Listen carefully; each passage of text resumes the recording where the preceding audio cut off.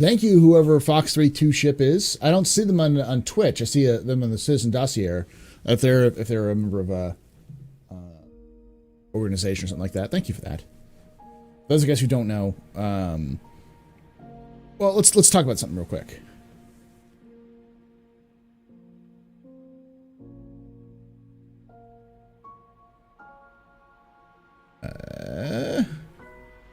Office.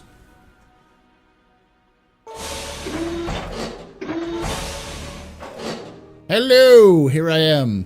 For those of you guys, thank you for who are coming in. Who is the first time you've been coming here since? We did a couple of the updates to our intro series to lore. Welcome, I'm Paul. We do more than just lore. We do gameplay streams. We do content. We do a lot of Star Citizen stuff, though. That is a lot of our main focus. I run the Astro Pub, your space bar at the end of Twitch. Hope you guys enjoy yourselves. Follow me.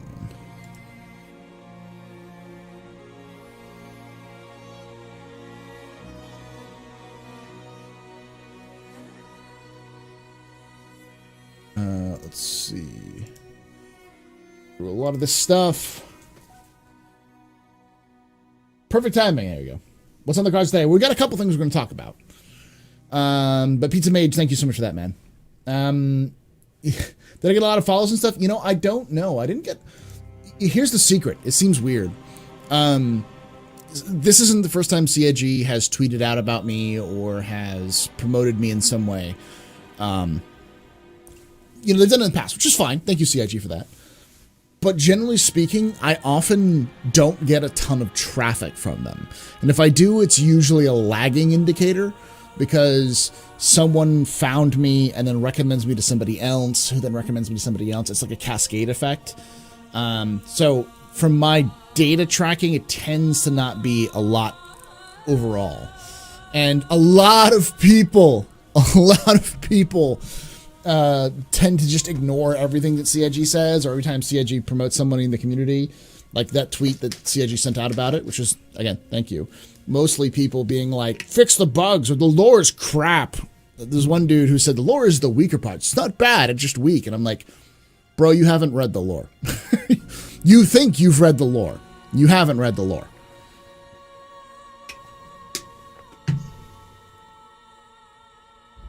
An in-game history museum. It looks like it's called the Ark. It exists, actually, John Merrill. There's a in-game history museum. There's plenty of history museums, but there's an in-game record data. It's kind of like a archive/museum called the Ark. It's one jump away from Terra. Can't remember which system it is, but it actually exists in lore. Twitter's a funny beast, yeah.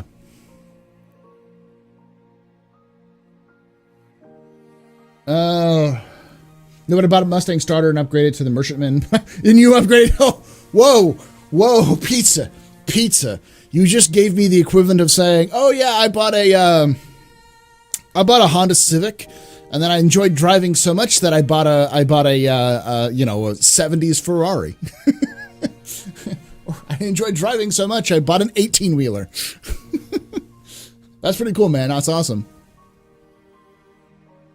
This is the famous CIG. Shut up, dude, fast. You found me through Informunners. Yeah, there's a lot of folks who, like, generally speaking, I get a lot more people tend to follow me or come to me because of community recommendations. So, like, Noobifire or Inforunners, which I've been on, or Morph, mentions me in a couple of streams and stuff like that. And the guy... Like, I always shout them out, but it's always like, they're much bigger than me. So if you don't know who Morphologist is, you must be new to the community. Go watch Morphologist streams or his YouTube videos. Fantastic content creator. Same with Noobifire. And of course, the Inforunners, I'm not on every Inforunners video, but you should go watch them. They're good content. I'll even shout out... SE Leaks is doing their own, has started their own broadcast stuff, run by Execute, so, of the Inforunners, so go watch that too. How's it guys going? How's it going? Paul, but is it, yes, but is there a Paul at said arc? Not yet.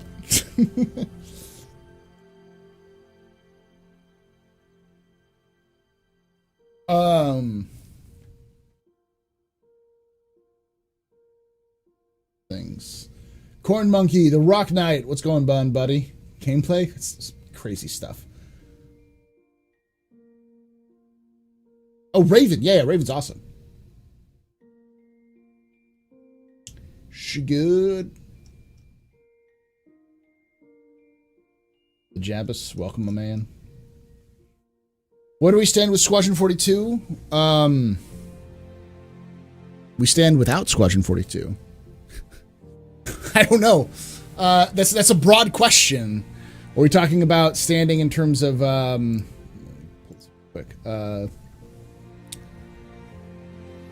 like where's Squadron 42 at? Are you talking about like where does humanity stand in terms of at the time period in terms of lore of Squadron 42? Need some more context for that question. Patreon. So I do want to shout out some of my Patreons. The newest Patreons to shout out are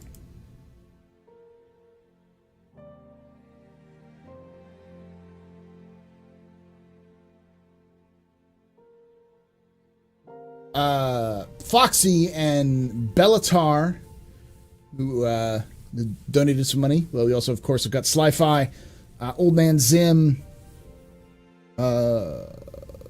Tree, Spirian, Ken Lord, Ghost, Buster the Destroyer, all those wonderful folks.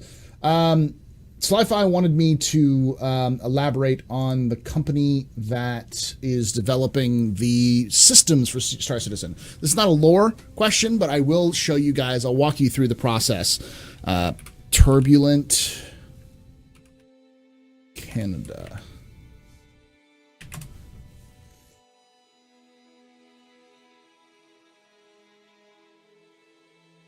One.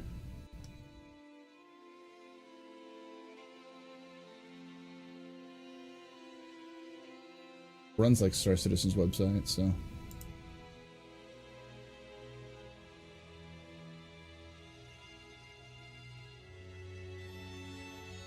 Yep, this is it.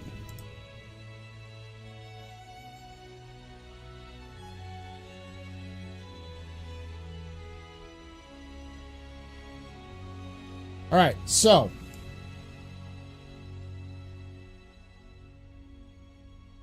It's kind of slow for this, but.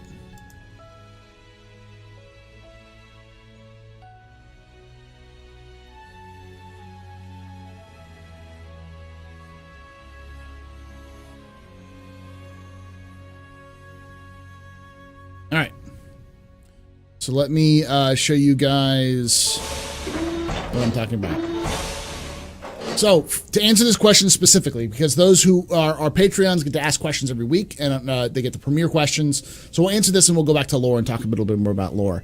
But this is the website that is Turbulence company website. And we see a couple things. We see Chief UX, which is a UI designer, UI designer full-time. He's both in Montreal. Then we've got a developer, senior game services developer, senior Node.js developer, tool developer, product owner,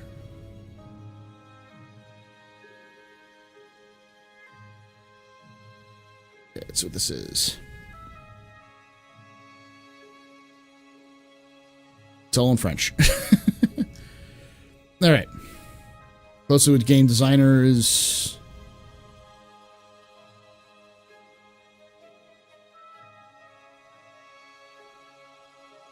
This is just for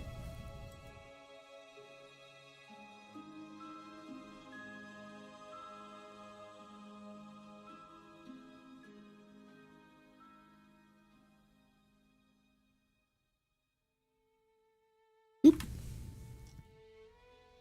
The wrong button. Your front end world design lead. Okay, here we go. Universe. And producer, gaming, senior JS Node developer, gaming. Okay, so here we go. World level design.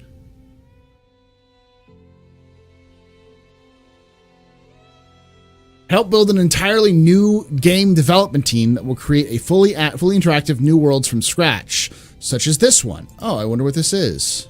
So we're on the microtech shuttle to the lab.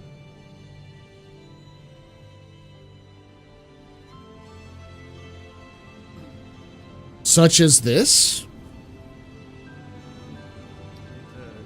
Can we get the Squadron? Interesting. Tell me more. A unique opportunity to contribute to the largest AAA space game sim ever. The only limit is your imagination. Day to day, we'll be leading and growing a game design team to deliver engaging and diverse player experiences for the intergalactic video game Star Citizen, a record-shattering.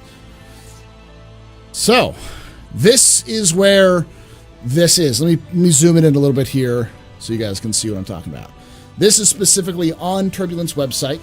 This has been up for... How long has this been up? Doesn't say. But I assume this has been up for at least a month. But I'll read it out loud so you guys can see what I'm talking about. Help build an entirely new game development team. Right there. That will create fully interactive new worlds from scratch. A unique opportunity to contribute to the AAA Star Citizens, AAA space game sim ever. The largest AAA space game sim ever. The only limit is your imaginations. Today, you'll be leading and growing a game design team to deliver engaging and diverse player experiences for Star Citizen.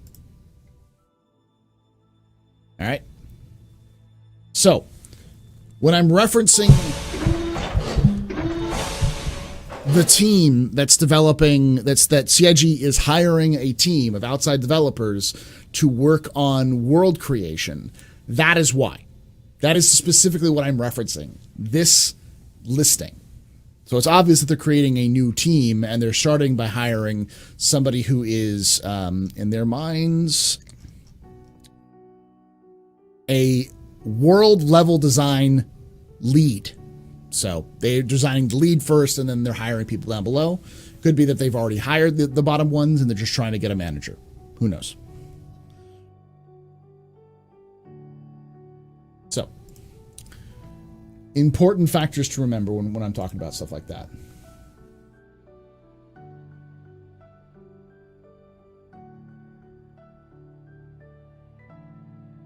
Damn, Pillskin. Oh. Yeah.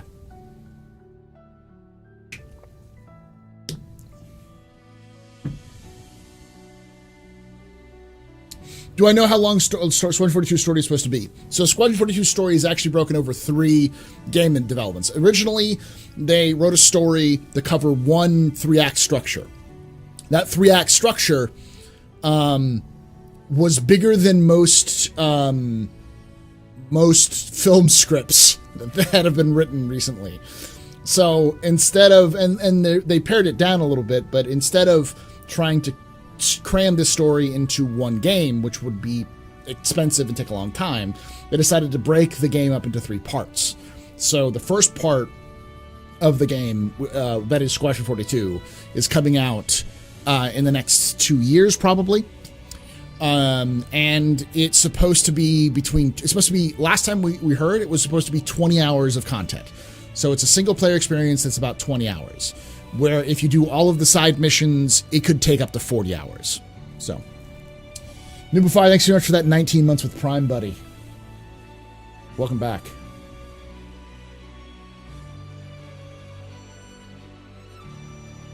Hey, Rock, how's it going?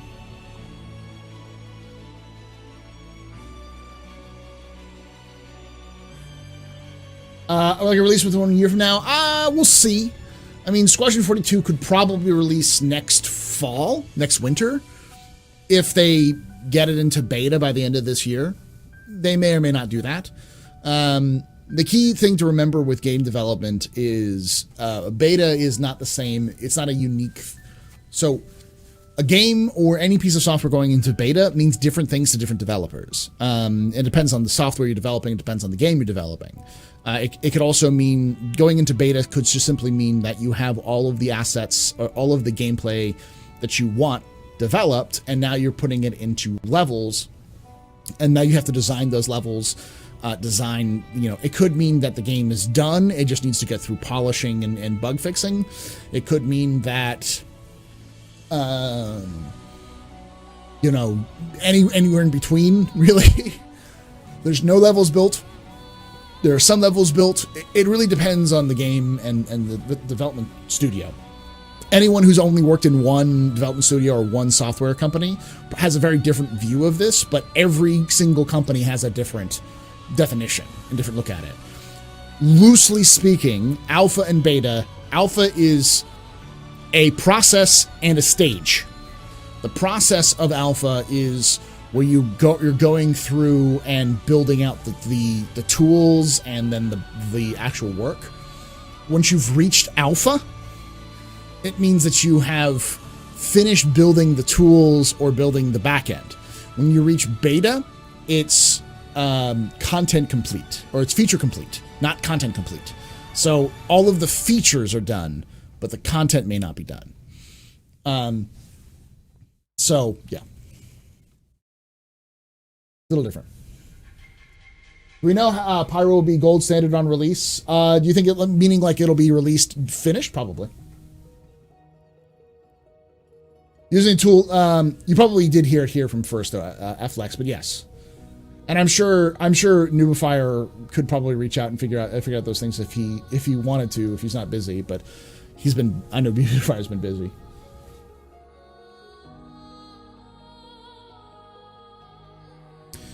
Hey man, Solo, how you doing, buddy? Is CryEngine litigation fully behind them now? Yes, Jad. As of March, they signed they settled something out of court and signed an agreement, so it's fully settled.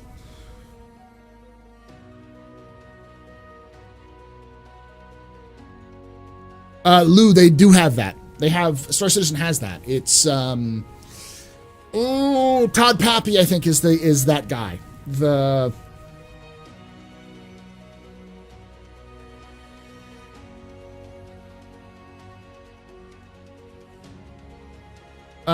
Is the relationship between Banu and the Xi'an or Tavaran?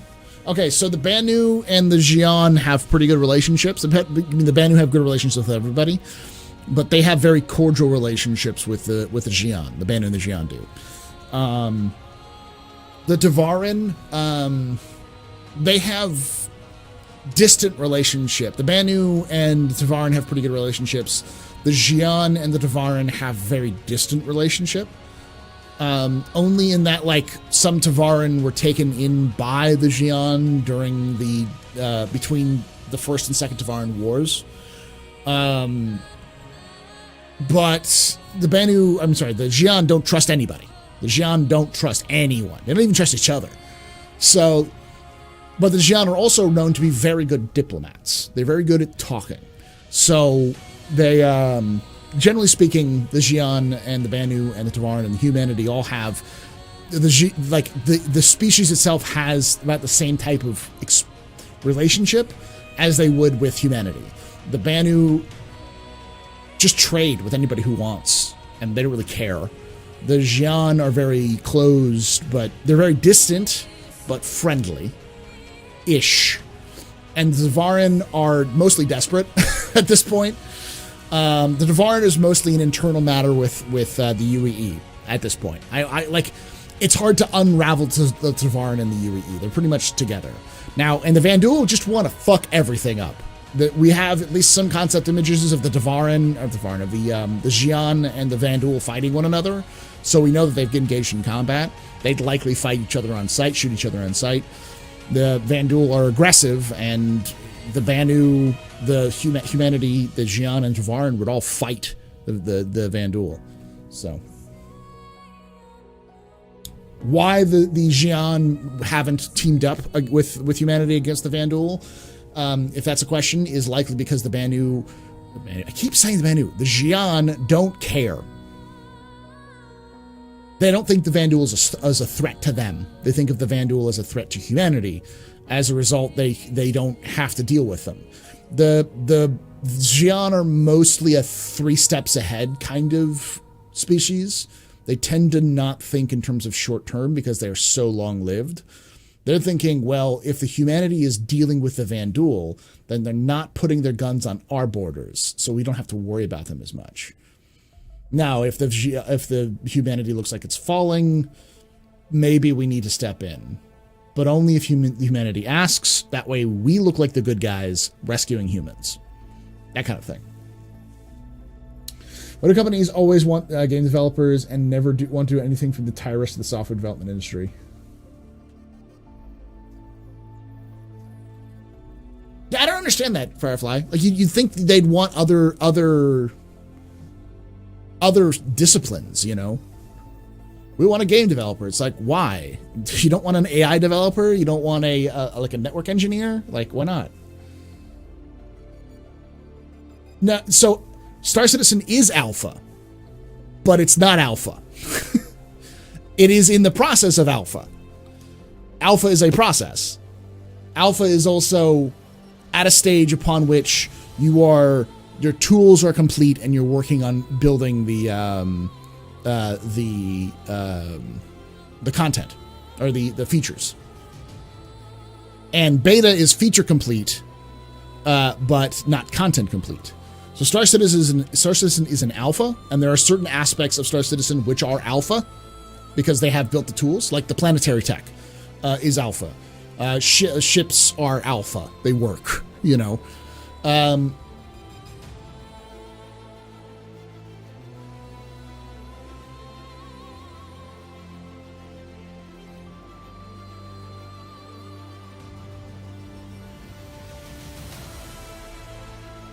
Since they obviously plan to put me in lore. That's a joke. They're not going to put me in lore.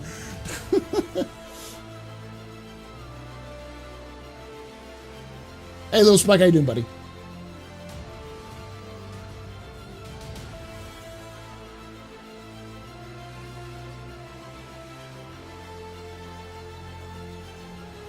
Thoughts on the Kurthok? The Vanduul don't have a homeworld, so they're maybe fleeing from the Kurthok, perhaps. Well, they don't have a homeworld, but they're not necessarily fleeing from them. The Kurthok and the Xi'an have had a cold peace. The Kurthok and the Xi'an are North and South Korea, is a good way of looking at it. They never signed a peace treaty, but they signed an armistice. They're technically still fighting, but they're not actively killing each other, as far as we know.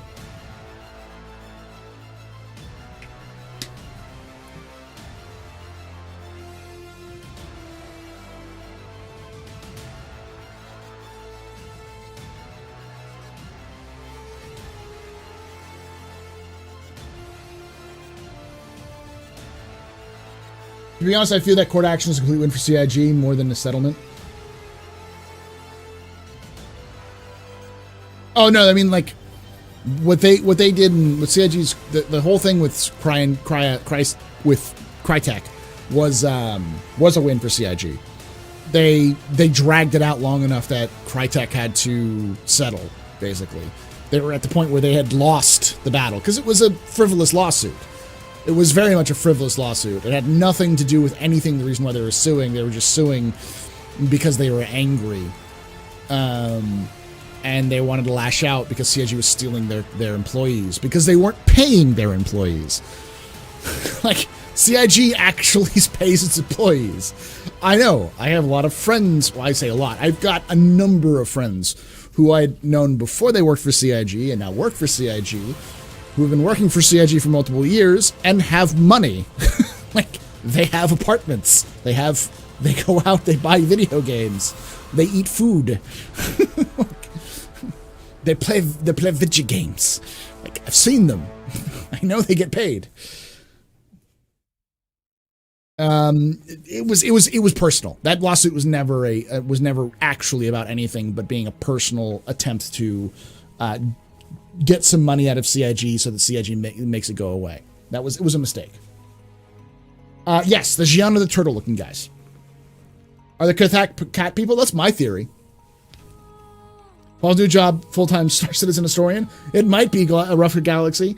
For those of you guys who don't know, in the United States, if you're not in the United States, there's a lot of, we're having some issues with a spike in corona, and not the beers. And where I live, there's been in the county that I live in, there has been a 500% spike in corona cases over the last month. And unfortunately for schools need time to prepare and set up for a school year. So, like, June is pretty much a time that most teachers have off, but starting like now, last week into this week, is when like the administration starts getting together to discuss the plans, and then teachers start going to meetings, and we start preparing our classrooms, and then by the middle of August we start meeting in big groups, going to trainings, going to discussions, finishing up our classroom setups, managing our lesson plans, and meeting with our professional learning communities. And then mid-August is when school opens. So the process of opening up a school takes months, because you have to prepare for a lot of different things. And Texas is pretty much, in my district, is pretty much saying, if you are healthy and you have no legitimate reason to not come in to teach, then you have to come in to teach. It's like, well, I'm healthy, but my legitimate reason for not coming in to teach is that I don't want to get sick. I don't want to get my wife sick. I don't want to get my kids sick. I don't want the kids to get sick. I don't want my kids' families to get sick. I don't want my colleagues to get sick. I don't want the staff to get sick. The custodians, the cafeteria staff, the security guards, the administration, the filing clerks, everybody else in the in the offices, which are more than just teachers and students, to get sick, and then to get those families sick, and then get the entire community more sick. No. But if that's not a legitimate enough reason, then they're going to have to fire me. Because, frankly, that's ridiculous that if you're forcing teachers to come back to school, forcing all those folks to come back to school in the middle of a pandemic that has killed teachers when they opened it up for summer school. Yeah. Classroom overcrowding has always been an issue. I have 45 kids in a couple of my classes. Almost routinely every year I have at least one or two classes which is over 45 kids. Because they always overload, because they don't care. And the rooms are not built for 45 kids. They're built for 25 kids. I teach in a school that was built for 1,000 kids and houses over almost 3,000. It's impossible. Texas. I teach high school.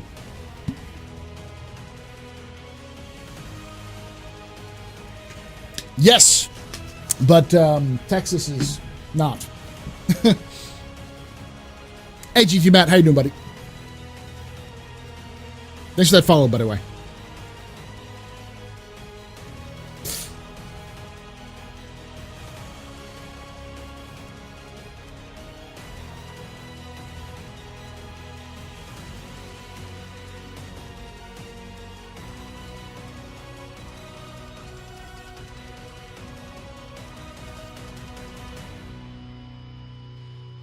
No, my students don't play Star Citizen.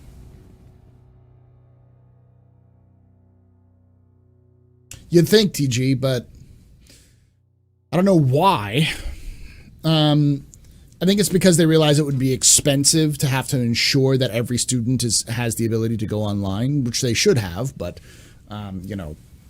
the infrastructure doesn't exist, and it would be expensive to do so. The problem is that if you force kids to come to school, which they won't, they'll say if kids don't feel like going to school, they can go online. But that means that parents will just drop kids off at school because they don't have the ability to take care of them at home, and no one is going to be at home to take care of them, which means that kids will show up to school who have corona and didn't bother getting tested because they don't have the money to, because they don't have the ability to, they don't have the time, they don't have the transportation. and as a result will spread it to the rest of the students and teachers without knowing it, and thus spreading it naturally.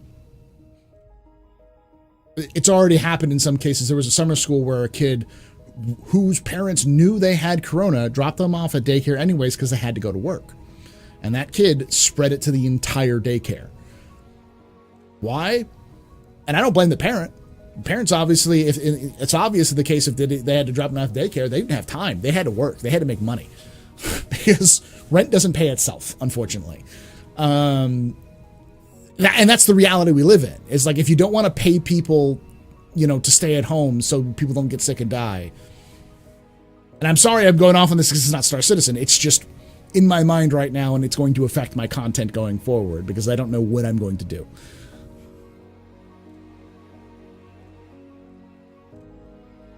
Anywho, I'm going to go back to this.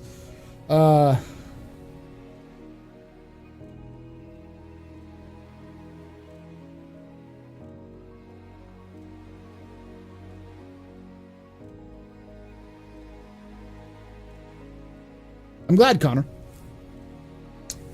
Most of the students in my school tend to focus on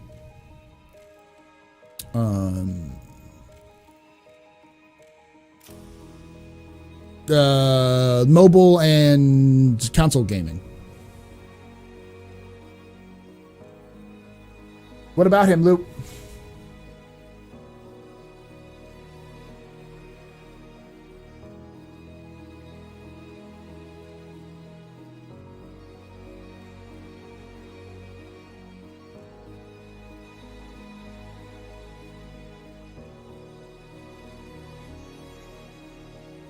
Anti-government radical. He's a space communist. Lou, you can read his story through his. He's an artist. He's an anti-consumerist. Likely something like a neo-Marxist of some way, shape, or form. Socialist kind of idea. And he uses Big Bennies and products like Big Bennies, which are representations of mass consumption by people, as a critique of capitalism. So Benny Henge, which he was building, is a giant monument to capitalism in the way of kind of mocking capitalism, talking about how Stonehenge was, back when humans first stepped out, is seen as a religious symbol of awe, and now he's like, instead of stacking stones together, he's putting these Big Benny's machines up as a way of saying you worship a false god. This is what you're worshiping. You worship at the altar of capitalism. That is what that guy's story is, Lou, in Star Citizen, and it's kind of funny because it's also a way that CIG is poking fun at super serious artists, because he gets crushed by a Big Benny's machine and dies.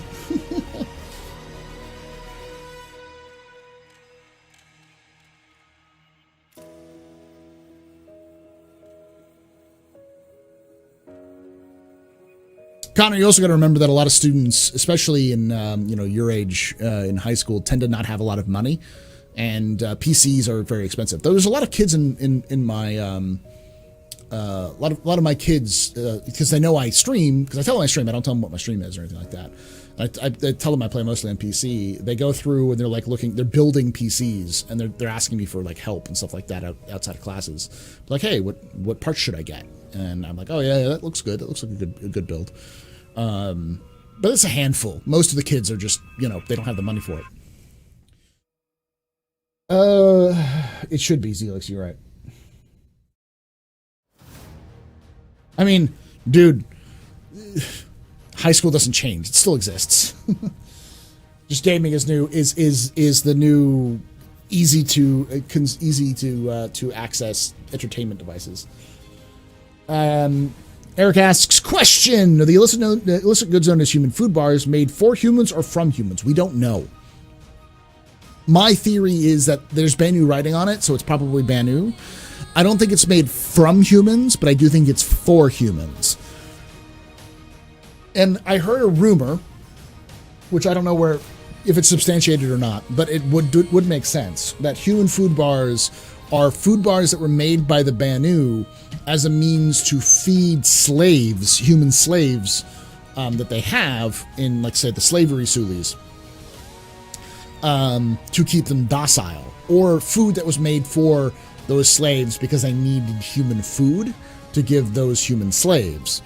And so the reason why they're illegal is because they're not regulated, but they're essentially the same thing as, like, protein bars.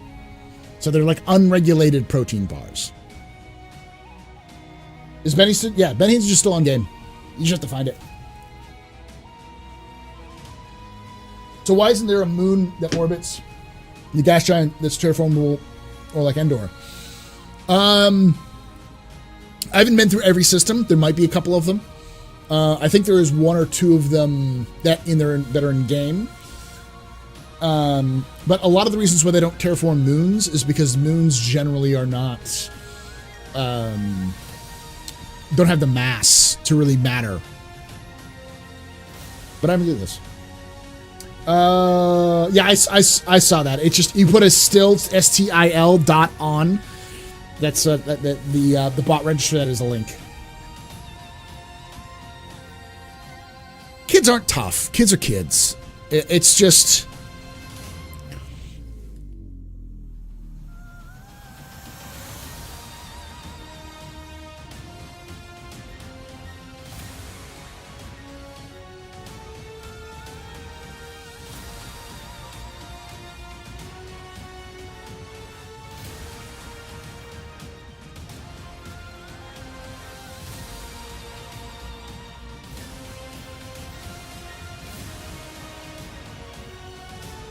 I don't know what's going on.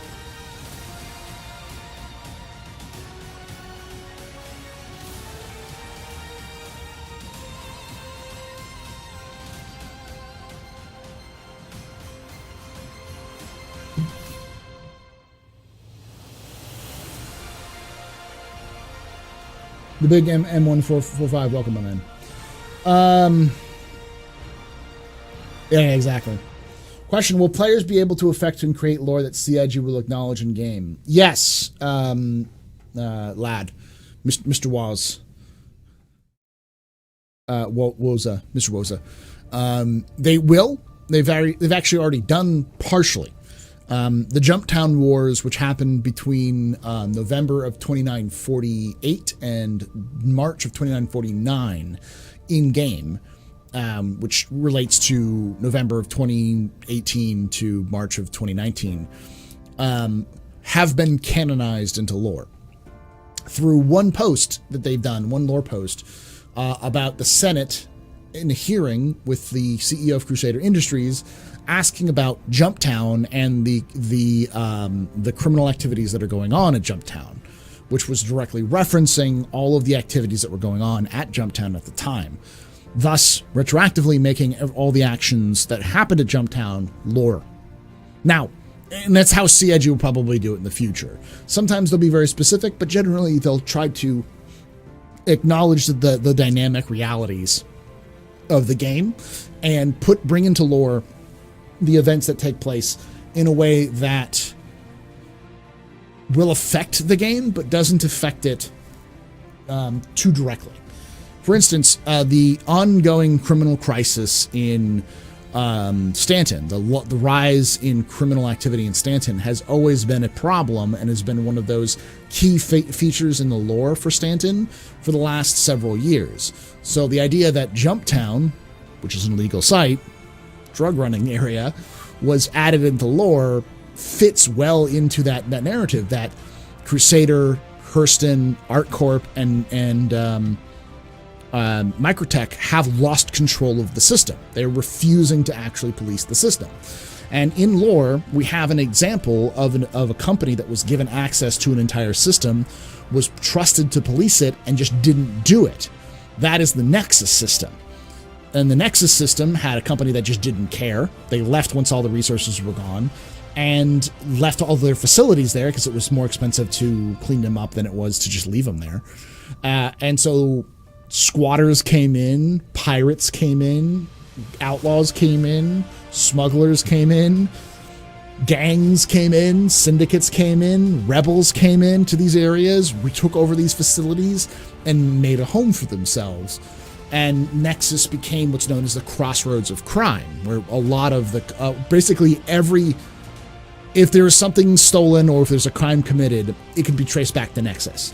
So in the 2930s, an event called Keller's Run sparked a concern about Nexus, and so they had to invade it. And even today, Nexus is still a hotbed. There's still a lot of conflict between the UEE, because the UEE had to send in the military to deal with Nexus because it was so unpopular. So, knowing that exists in lore, it's only been 20 years since the Crossroads of Crimes, since the Nexus invasion by the UEE and the quagmire that it put them in. You see Stanton. It's right next to Pyro. You see a rise in crime. You see a company not caring to police itself. The Senate is freaking out. They're seeing Nexus 2.0.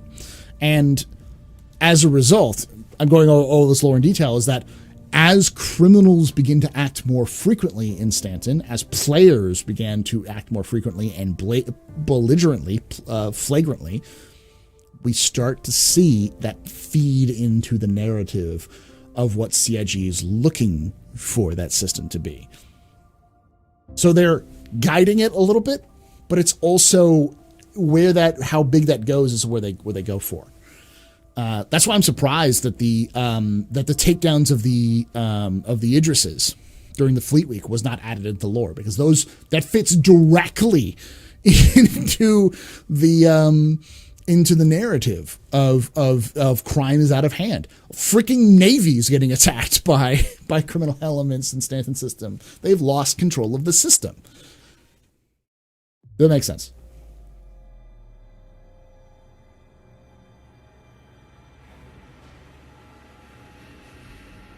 So that's just an example, but finding jump points, you'll be able to name them. Finding new planets, new systems, you'll be able to name them. I think the key is that you'll have to register all your findings and discoveries with an advocacy office or a UEE surveyor offices, so that you have to register that you found it first. So even if you find it first, somebody else could find it or be tailing you, find it, and then get to his office first and claim it. So, yeah. Do I think being in an organization group is the only way to really enjoy Star Citizen? Or do you think you can enjoy it just as much as you're playing on your own? I think you'll be able to enjoy it even today, but even further down the line. I think being solo is fine.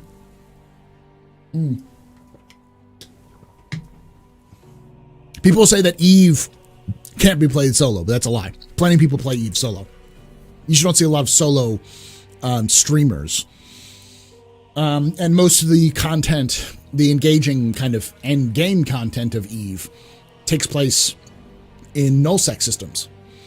I think that's the reality. I think you'll see plenty of single player content or solo content in Star Citizen for average players.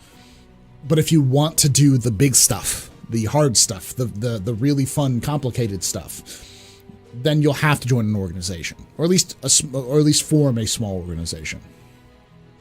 So I don't think it's required, but I do think that without being part of an organization, you are limiting yourself and your scope of what you can do in game.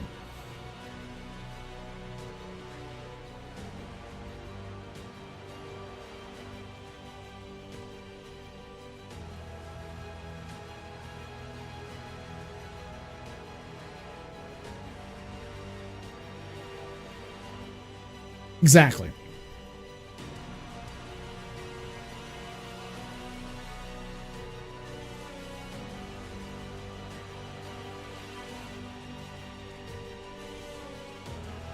Zelen asks, how do you feel this election will play out in game? Any thoughts? I do. And I'm going to actually make a video about this. It's one I'm going to write tomorrow. There's no video this week for Galactic Story. There won't be one for next week, because I was planning on doing one this week on the Foundation Festival.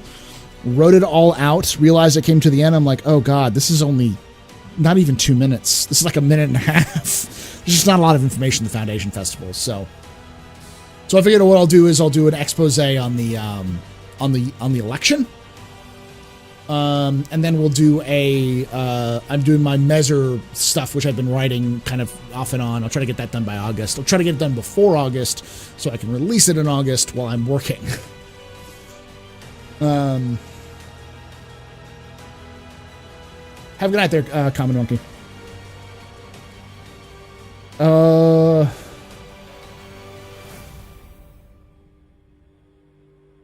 I mean, Jet, I don't think we're going to see I'll talk about this and then I'll go back to the elections question.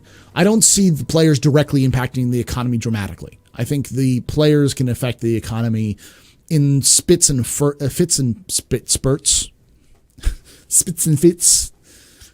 spurts, in small regions and small places, like in like maybe in Crusader or in ArcCorp. But I don't think you're ever going to be able to have dramatic impacts. This is not EVE in the economy sense. EVE is free market capitalism run amok. Elite Dangerous is total control of the economy by the devs, and it's like static.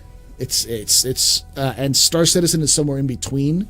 Star Citizen is the economy of Star Citizen is going to function mostly like a socialist system in Europe, where independent arbiters will exist, but there'll be a lot of independent firms will exist, but there's a lot of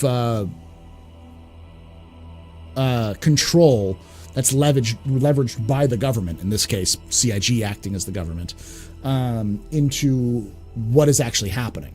While a lot of those entities that they're controlling are actually private companies in Star Citizen sense, they're still acting through the whims of CIG. In lore sense, I should say. Yeah, they're only 10% of the economy, and that's so that they can manage things like inflation, they can manage things like business, because if they can't, then you can see situations where solo players it's impossible to play a solo, which is not what CIG wants. As for the election, I'll answer this question. How I see the election playing out. I see that the son of the current Imperator, Kelos Costigan, his son, Titus Costigan, will win. He speaks like a politician. He's not as stiff as some of the other politicians who we've seen in interviews with in the lore team, or in the lore dispatches. He also is very much for privatization, which to me signals in game terms, not in lore terms, but in game terms, more player control. So he's the perfect candidate for CIG's vision of Star Citizen, which is a game where players have much more dramatic impact on the world, while still being contained by other entities, where players are the deciding factor rather than being the only factor in events. So essentially, he is the perfect candidate for the game that CIG wants to make. So he's going to win. And they made him much more a person than the other candidates, who are much more politician. Explorers will be the ones making impacts, finding new resources, etc., possibly in the future. Possibly, yeah. I mean, you're not going to see directly just players, though. Explorers will also be doing things like finding resources and selling them. Like, as a player, as an explorer, what the best possible means of making money will be is likely to be hired by a mining company to survey an asteroid belt for minerals, and coming back with that information to the mining company and getting paid for it, or doing it solo and then going to a company and selling it, an in-game company, not player, could be a player, but mostly NPC company, and selling that information to those NPCs. So kind of like Chinese economy, kind of. I mean, it's more akin to something like the Norse social democracies, the Norse models, where you have independent firms that act on their own, but there are lots of restrictions and other things to ensure that the companies are working for the good of the nation rather than the companies working for their own interests exclusively. A lot of control methods. That's how the Star Citizen economy is going to work. No player is going to have enough power to upset the economy so much that other players will be impacted negatively in a permanent sense. Essentially, you're not going to be an emperor of Stanton. You're not going to be able to control 4 or 5 systems with an organization of thousands, if not even, or maybe even millions of players. That won't work. CIG won't allow that to happen. Militarily, economically, it doesn't matter. It won't happen. That's just not how the game's built. Unlike EVE, where you can pretty much be your own little dictator in many cases for owning a lot of systems. It's going to be a little different. And unlike EVE, where you can just pay money and not have to worry about the claim challenge, CIG is going to make you stay there. Like, you want that mining facility? Then keep it. That means you're going to have to hire or have people in your organization from all over the world awake at all times to make sure it works. That kind of thing. Triple U, thanks so much for that 43 months. Woot, yay, quality pub time. How you doing, Triple U? Thank you for that 43 months, my man.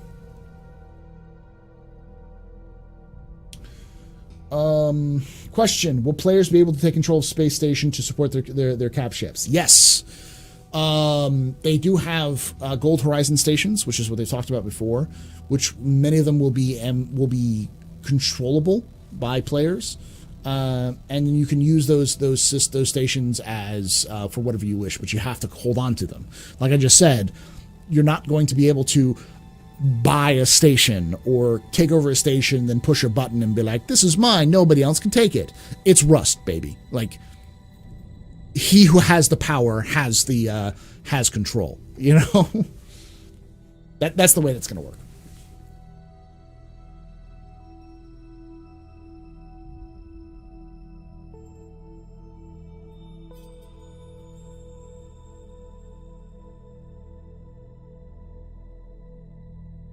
I feel like there are going to be economy events to let players help in getting involved. Yes, there's definitely going to be some of that kind of stuff. I think players who will probably have more pull than the NPCs. Yes, like I said, so in a situation like Stanton has it has a criminal problem, and with the leaks that we've seen and knowing that Pyro's next door, it's going to get worse.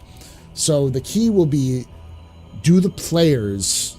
CIG is not going to give you an option. They're first going to tell you that the players that Pyro needs to be stopped, that criminal activity needs to be squashed in Stanton. But then CIG will likely give the power to the players to determine what to do in Pyro. If there's an invasion of Stanton by Pyro, by say Xenothreat, and it fails, then Xenothreat will be weak, because they put all of their resources into a basket of attacking Stanton, which will probably, if it goes really poorly for them, then they won't have enough booty. They won't have enough, they haven't captured enough resources to secure their position as leaders of Ruin Station and de facto rulers of the Pyro system. Which means that the other gangs who are part of the Pyro system will then challenge their rule, because that's just how that works.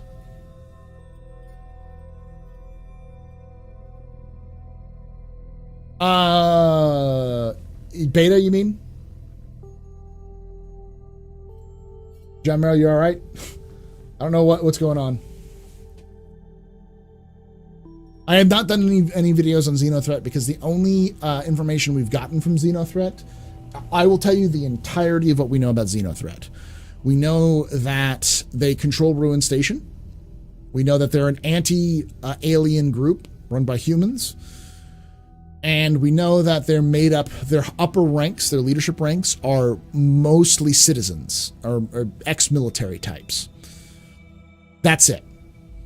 We don't know anything else. We don't know who their leader is. We don't know, we know from leaks, from audio leaks, a little bit more about them, but we don't know much other than that. And so I'm waiting for them to be put in game. I have a script written out.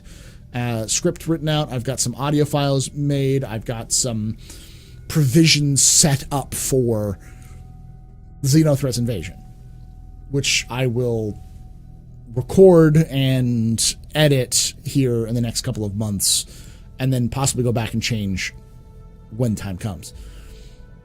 But that is dependent on what's going on. A lot of that is based off of my assumption, based off of what I've read and heard. So. Your kid attacked. Buy and place one. We don't know if you can buy and place a station yet. I would assume that CIG at some point will probably sell some sort of ship, some sort of construction ship that builds stations, or they will make it so that the Pioneer builds both bases and stations of some kind. But they would have to make modular stations which are small compared to the stations they already have, which they haven't done yet. So I think CIG is waiting for some more input on how the back ends work, because controlling stations is end game level things. When I say end game, I mean not now, not in the near future, when I'm much older. I'm on both. Failure. I'm on here and I'm on Twitch. How's it going, FTR?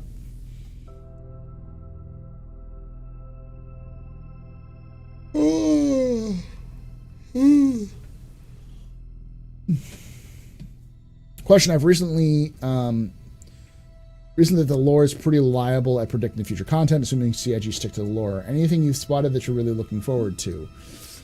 Obviously, the conflicts between Pyro and Stanton. The big thing that I'm looking forward to is the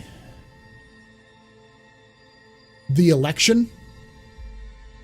Because I have a hope, which may not happen, but a hope that the Citizen Con that we have that's going to be coming up is actually going to be an in-game election, where you can come in. I mean, it'll be more than that, but there'll be a space where you can vote for the Imperator.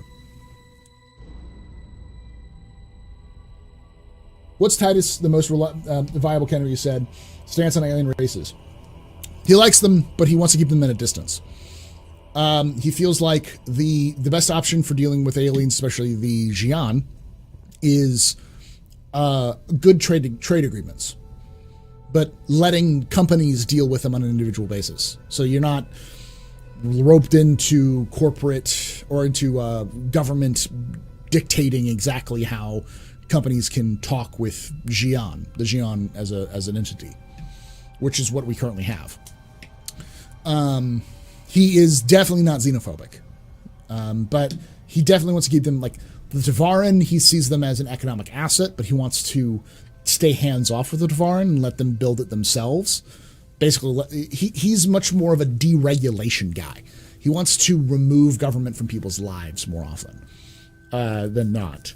I mean, there's still value, but for instance, there's an interview recently that they have for the Lore Post where he talks about how his idea of government is a little different from most people's, in that if there is a famine on a planet, sending them aid doesn't help them in the long run, because you're not building the infrastructure to help them rebound. You're not helping them farm better. You're not giving them the assets to increase their productivity. You're not establishing trade routes. All you're doing is giving them food, and often that food is cheap and garbage. But the government could incentivize companies to trade there, giving them more money to trade, to giving them like a stipend to for all trade that they give, or a tax cut, as it were, to companies that sell their food at a low price to this area that needs help, or to invest in this planet that needs to be improved upon. So he's not necessarily a hands-off, total laissez-faire guy. He wants to he's much more of the government is a tool to improve the economy. But deregulation is key so that you're not overextending people, letting companies act while guiding them towards the direction they need to go. He's a liberal, not a libertarian.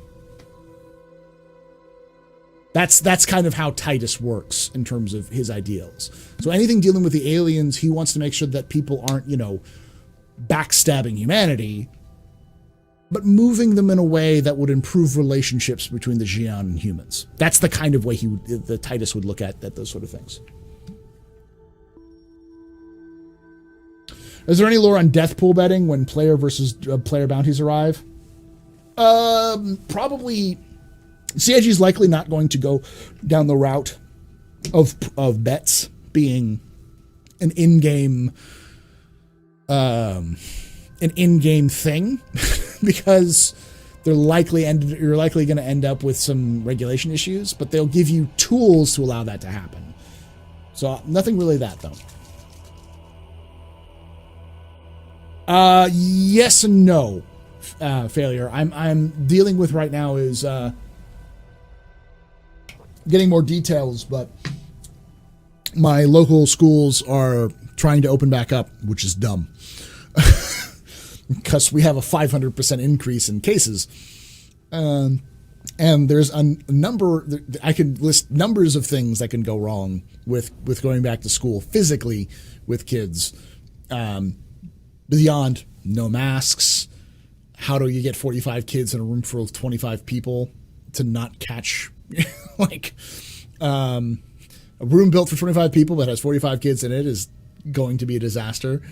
How do you, between classes, how kids go between classes, the hallways are jammed. Good luck social distancing through that. So it's just bad all around, but the district doesn't know what the hell it's doing and just futzing about, not caring, because if they don't go back to school in the fall, they're afraid they're going to lose their seats. Not realizing that if they go back to school in the fall and kids die and teachers get sick or die, no one's going to be around to replace them. Because if a teacher is sick for months, which sometimes COVID happens, you get sick for months, even if they survive, you're going to need tough substitutes, which they were in short supply in my district, even at that point. It's like, none of this looks good, guys. But, who cares? We're just going to sacrifice our kids to the altar of everything's normal.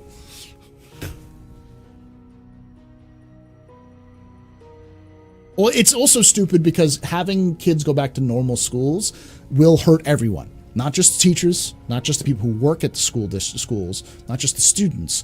It will affect everyone. Because that is where transmission happens. It's where the flu goes around in most places these days, in modern days. It doesn't matter if this room is spotless, if the rooms in the hallways are absolutely crystal clean, and there's decontaminated on an hourly basis. It does not matter. It will still be a place where close proximity to other humans is going to spread things. It happens every year. Kids are germ factories. The younger they are, the less hygiene they have. It's just bad. Question, non-lore related. What were your thoughts on, I don't know, Twitch. You said TQ Twitch. That'd be great. I honestly think that, personally, as an educator, one of my big moves is to remove away from in-person education, in the sense that you need in-person education, but one of the biggest problems that high school, not necessarily elementary school, but high school has, is it doesn't prepare kids for real life. High school is a structured environment that exists from 9 a.m., anywhere between 7 and 9, until about, 3 to 5, depending on where you are. With an hour for lunch, and every hour or every couple hours, you have a new class that you have to sit down in and learn. Nobody works like that in the real world. I don't know about you, but when I wasn't a teacher, or I mean, heck, I am a teacher. I don't teach a different subject every class. I mean, I may have 2 or 3 subjects I teach a year, but even then, usually that's like, I have to make one lesson plan for each class, and I teach it. I don't teach something different for every school, every class. I tend to modify it a little bit here and there, but I do the same thing over and over again, right? And then I've got routines that I set into place, but it's not always, it's flexible. You know, I have meetings here and there. I have other things. I have to manage my time effectively in order to be a good teacher. That happens with everyone, no matter where you work, no matter what you do.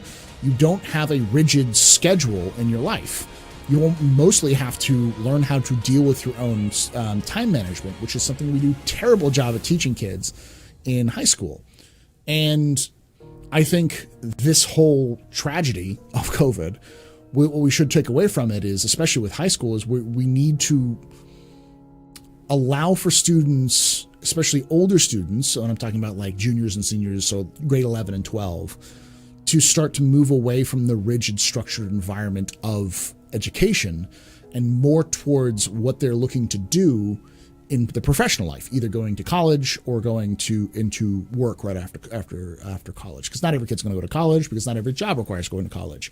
Most coders that I know, most people into technology, don't go to schools. Not because it's not a good idea, but because going to college to get a degree in coding is less valuable than just getting a job as a coder. You know, because technology changes so fast and education, especially college education, doesn't keep up. It helps to go back to college after you have some years in coding, because then you have a bachelor's degree or master's degree that you can use to increase your pay, because you can point to that to your bosses and say, I'm more valuable now, pay me more. But in reality, in practicality, experience matters more. And there's a lot of jobs like that where experience matters more than education. And that's where I think that, especially in college, in high schools, you can prepare kids for that. So things like more options for remote learning with some in classroom sessions, more options for self-structured learning are important as well. And that's what you can start practicing with a lot of this distance learning stuff. That's just me though.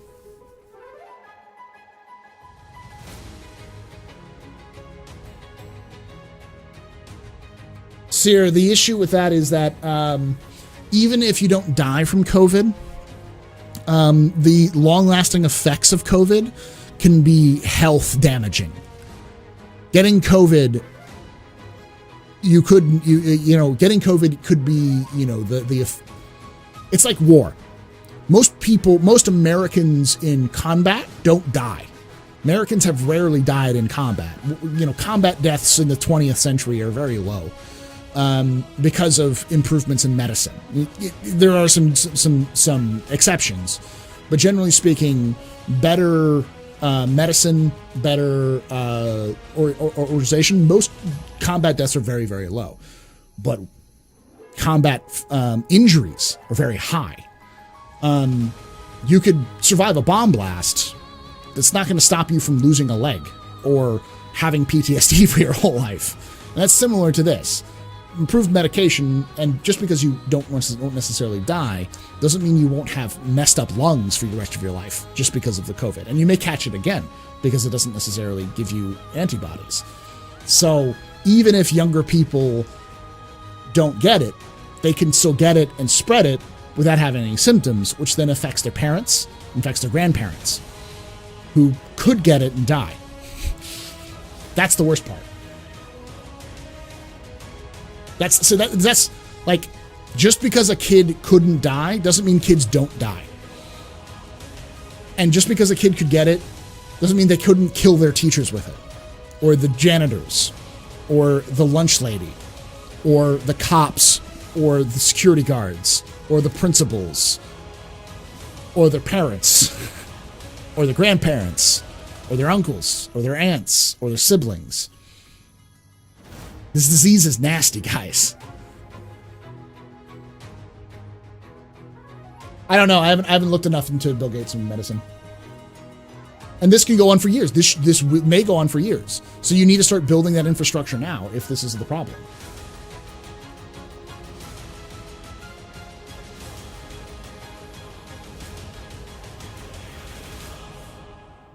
Exactly.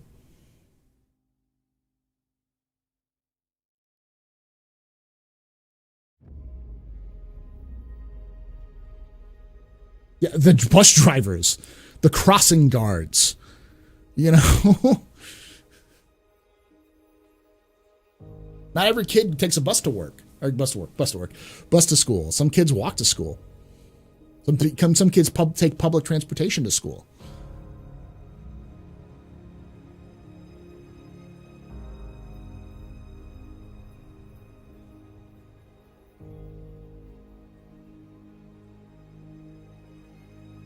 I don't think you're going to see a situation where people flee to smaller towns. It's not going to be that bad. Not initially. But that's been happening for a while, especially in my region.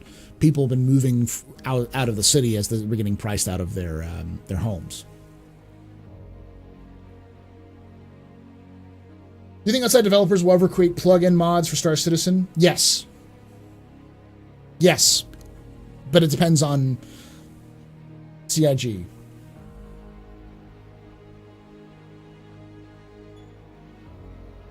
Around 2 to 5% of positives are kids. Yeah. Yeah, the issue is more because this was mismanaged, you have to start changing things. Things are not going to go back to normal. Things can't go back to normal. You can't go back to what they were. You can go to a point where you fix some of the problems and you work on it. But it's going to require change. It's going to require a lot of change. I didn't mean for this to turn into the COVID session, but, you know, it's just the way it is right now. And by the way, guys, if you're feeling anxious or upset or angry or depressed about these sorts of things, you know, that's normal. It's very normal. A lot of people are scared right now. Don't take it out on yourself. There are lots of places. Stackup.org. Go to stackup.org. Look at their STOP program. If you just need to talk to somebody, you don't even have to be a veteran for StackUp. They have licensed health professionals and people who are trained at just helping people who are suffering through mental illness or mental stress. They can talk you through it, right? And they're free, absolutely free. Fantastic program. I do fundraisers for them. They will help you.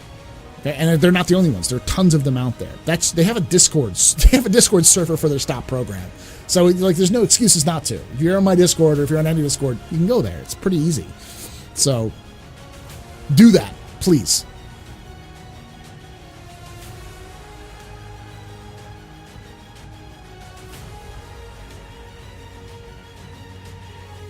Hey, Silky Z.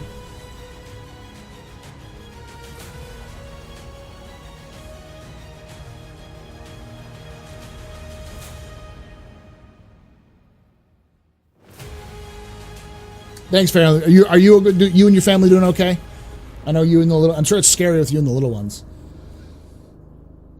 Question: do you think either players or ships will get access to some sort of active camo? No, they've been very against active camo. Because CIG doesn't like the idea of invisible ships. I think the closest you're going to get is stealth. Where am I?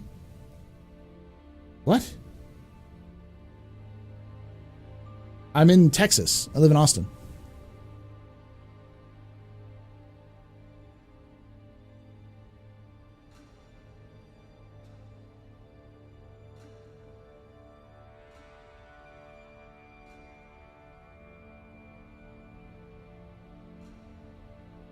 Poking isn't fun though.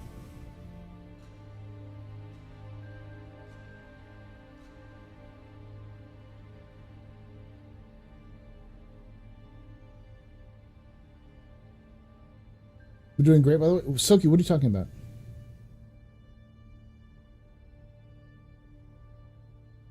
Said 750,000 in fines. Oh, dude fast? I don't know. Question. Reposting an earlier question I saw earlier. Do you know what systems will get after Pyro? Yes, Pilot. Sorry I didn't put that down. I didn't catch that one. We're going to see Nyx because Levski and Delamar are the landing zone for Nyx. So, and Nyx has actually got a jump point between Pyro. There's a jump point between Pyro and Nyx. So you'll have Nyx after Pyro. Likely Odin after that, because the Odin system is where Squadron 42 mostly takes place. So you'll have Pyro, Nyx, and Odin. And then there are two major possibilities from Stanton. There is a jump point from Stanton to Terra. There's also a jump point between Stanton and Magnus. Magnus would be a good option because it's the headquarters of Drake Interplanetary. It's also kind of like a partially lawless, partially lawful, UEE-controlled area. It's like Space Detroit, is the best way to put it again. A lot of shady shit goes down, but technically it's still part of the UEE. Or you could do Terra, which is the kind of crown jewel of the UEE in terms of economics and trade. It's a very highly developed system. And a lot of people think that Terra will be the last, will be the peak of beta. When they reach beta, when Terra's released, that'll be the peak of beta. But Nyx is an easy win because it's connected to Pyro and they pretty much did all the hard work for it. And Odin is already in Squadron 42, so when Squadron 42 is out, they'll put it out there too. That's likely though he's been doing this. That's what I need in my life. Well, there is a jump point between Hurston and Nemo, I want to say is the name of it. And Nemo is where you have Green. You got the planet Green, which is where which is a water planet, nice tropical sunny planet.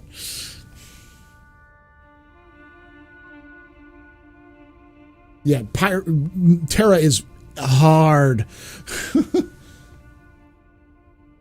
Yeah, Terra has New Austin, it has New Kiev, it has Terra City, Terra Tower, Terra Prime, I think is what it's called, is the city. I think those are the three main ones. You've got New Austin, which is Origin Town, New Kiev, which is where Anvil Aerospace is headquartered, and then you've got the main mega complex of Terra Tower, which would be your landing zone for Terra. Now, let me look it up. Look up the connections there.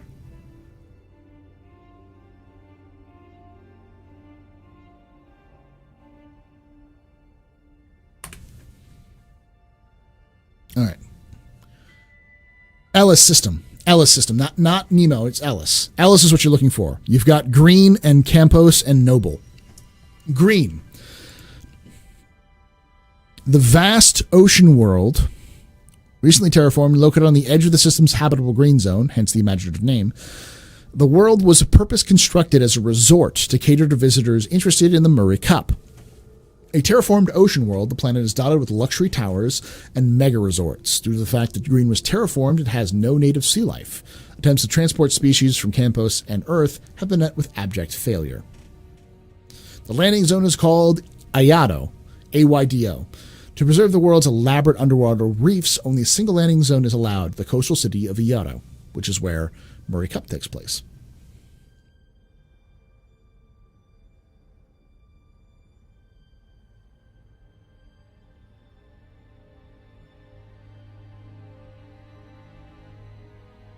Then there's Campos, which is LS4, which is a vast ocean world settled, most populated planet. Has an economy that revolves around anything but racing. High gravity ocean world stocked with all manner of sea life. The planet itself is named after a particularly large sea creature, though not one many of those have harvested meat is able to export. Campos's high gravity also gave rise to the evolution of flat cats, which formed the basis of the brief fad in the UE core worlds. The world is frequently called the Seahorse by locals, so named the appearance of some of the high-gravity sea monsters harvested by native fishermen. It's a super Earth in the Ella system. That's a super Earth in the world. Well, I guess we've seen a lot of them. Then you have Noble, which is woodland. Ellis 5. It looks like an undeveloped Earth. It's essentially a nature preserve, though. I don't think there's any landing zones. Nemo is an actual planet in Star Citizen. NEMO. Nemo. It is a star system. It's connected to Fora, Coral, and Hades. It's an ocean world. It has Nemo 1, Nemo 2, and Nemo 3, which is named Ergo.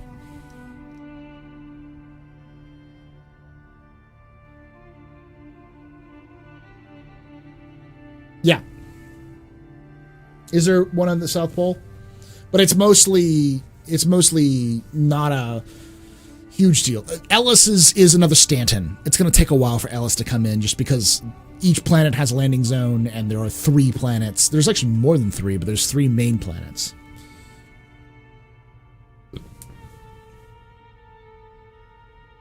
Sell me an apartment, CIG. Hey, Alcinor. Thank you, man.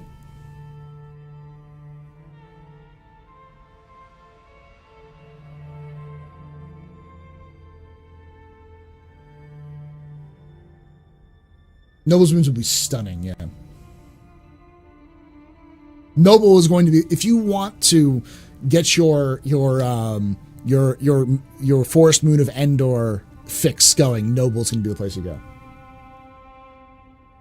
When do you think we will see the Vega system? I'm hoping we can join the fight in the PU against the Vanduul there. 2, will we be able to release the UE Navy in the PU? No. So the number 2 is no. I feel like what CIG wanted to do is that if you, number 2 for enlisting in the Navy, is if you wanted to do that, it would just transport you to Squadron 42. Because that's the purpose of it. No, you won't be able to, you'll be able to help the Navy, but if you want to serve the Navy, join Squadron 42. Play Squadron 42, which is more narrative than open world, but yeah. But you'll definitely do to be able to assist. And when do I think we'll see the Vega system? Probably not until after beta. Just because CIG wants to release, definitely after Squadron 42. Vega is a bit of a distance because you have to make a lot more systems to get to Vega. Narratively speaking, it doesn't make sense that the Stanton system is full of super Earths. If anything, they all have less than 1G. The reason why they're so small is because their size. Their size is different, or is scale. They're scaled. So they're super Earths, but they're scaled. The reason why they scaled them is because it wouldn't make any sense to have actual super Earth sizes. Well, the gas giant isn't super Earth; it's giant. But it also makes sense, and the reason why they have them at 1G is less to do with the actual realities of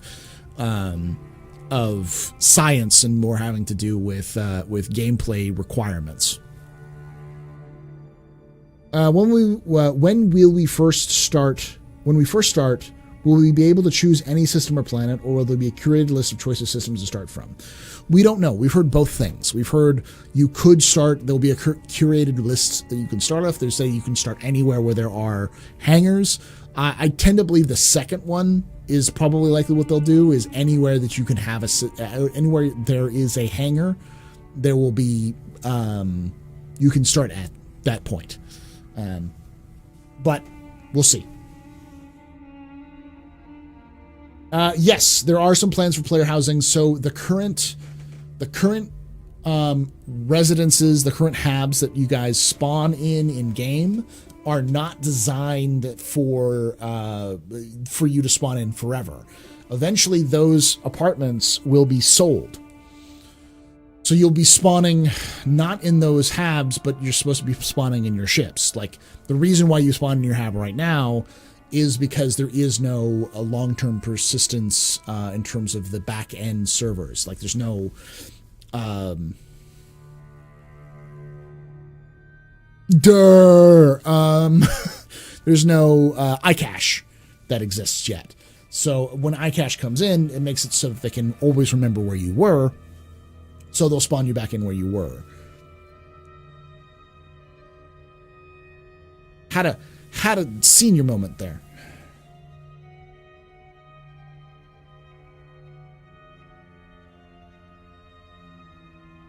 Do you think there's a Vegas soul jump point? There might be. I don't know if there is in lore or not, but there could be one we don't see.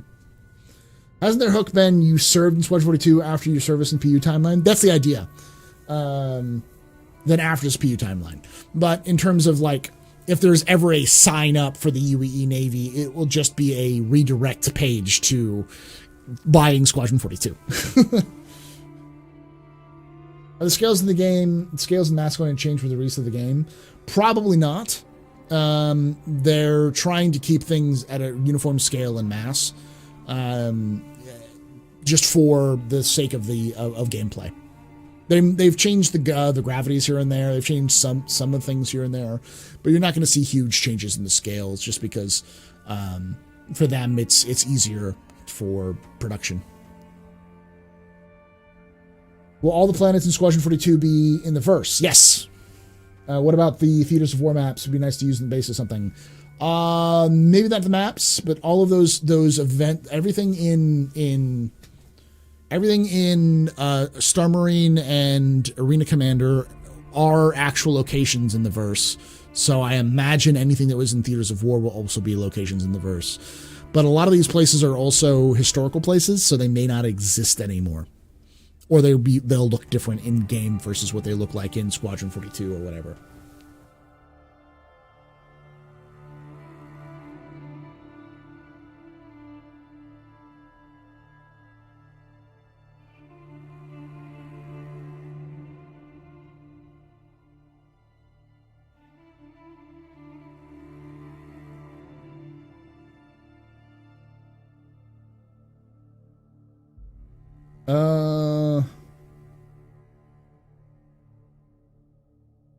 Yeah, I was this week in Star Citizen I was placed my Citizen's Guide to Lore, the kind of a brief introduction to lore. I put that in they highlighted it and then they put it in the welcome page. So when you go to Star Citizen or robertstarindustries.com/play Star Citizen, I think there's like a little page for new players who want to play. It walks you through the process of buying the game, what pledging is like. They even have video tutorials on how to play the game. And in those video tutorial playlists, they also have content creator videos, which have done to explain parts of the game that they haven't done yet. So like there's a morphologist, which talks about a video, which talks about getting starter ships, like the advantages and disadvantages of each of the starter ships. There's a video done by another guy who I haven't heard of before who talks about the survival mechanics. And then there's my video, which talks about the lore, the basics of the lore of Star Citizen, the basics, fundamentals you need to understand. So both of those things happened.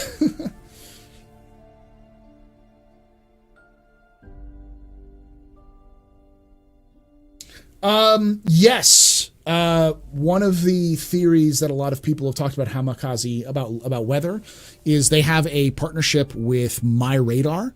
And I think he's the founder or one of the founders of and creators of My Radar, the app, which is one of the most popular weather apps out there, is a Star Citizen fan. In fact, if you download My Radar, you can actually see the moons of Crusader. They're actually working with them to do that. I think the plan is to work with them long term so that you can use their app as a third-party way of like finding out weather advisories for local areas. And they even talked about mapping out how the dynamic weather works. But as I said in Captain's Table, I think that one of the reasons why they haven't added a lot of the dynamic weather is because they don't have iCache, because they want to make sure that the iCache can save the conditions every restart and then continue to kind of work with them. Yeah, thanks for FTC. Oh, FTR. Hey, Fuzzy, how you doing, buddy?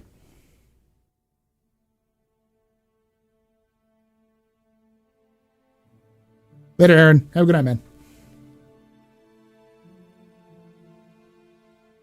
When they start messing with full persistence, do you think they'll try to bring in the Pioneer? I think the Pioneer is likely something they're going to come in later, Tumbrel, just because it's not a...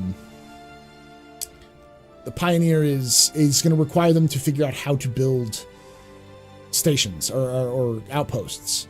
I think the current outposts we have are going to change dramatically in the coming years, because they want to make the outposts look lived in, but they also want to have them be lived in. They want them to have elements, like, for instance, if you look at the outposts the way they're designed now, you can actually see places where you're supposed to put a power generator in. You know, I think you will have power generators, you will have coolers, you will have shields, you will have weapons, and all of the things that ships have will be transferred to the outposts as well. And there are already some spaces for those things.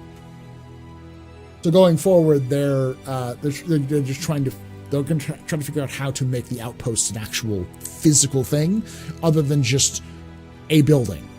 You know, something that players can inhabit with and mess around with, because that's the biggest key. An outpost needs to be something that is gameplay oriented, not just set dressing. And a lot of the stuff that CIG does is set dressing rather than gameplay.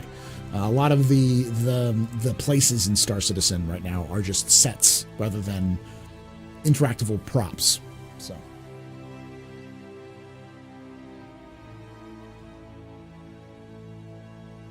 Are the Star Citizen guide side up? Have you registered to be a guide? Yes, I have. I've actually been a guide. I've been a guide since the beginning. I've done a couple of guide sessions, but I've only guided one person, and that was because I was streaming while I was doing it, and the person was in my chat. There's if you need a guide, they are there. There are people who sign up there and wait for hours to help out. The guide system is a good system for new players who are scared and do not have people they know. Oh, thank you for gifting out 5 community subs there, Temporal Nova. Thank you so much, my man. It means a lot to me. Johnson, she's in chat, guys. Fix persistence so we can start getting some Star Wars Galaxy callbacks living in a space dirt somewhere. Exactly. Do you think they'll ever make a mod for the Carrack to make the hangar big enough to fit a prospector? Probably not. The Carrack is really designed more as a dedicated exploration ship. So let's do some big money no whammies sort of situation going on.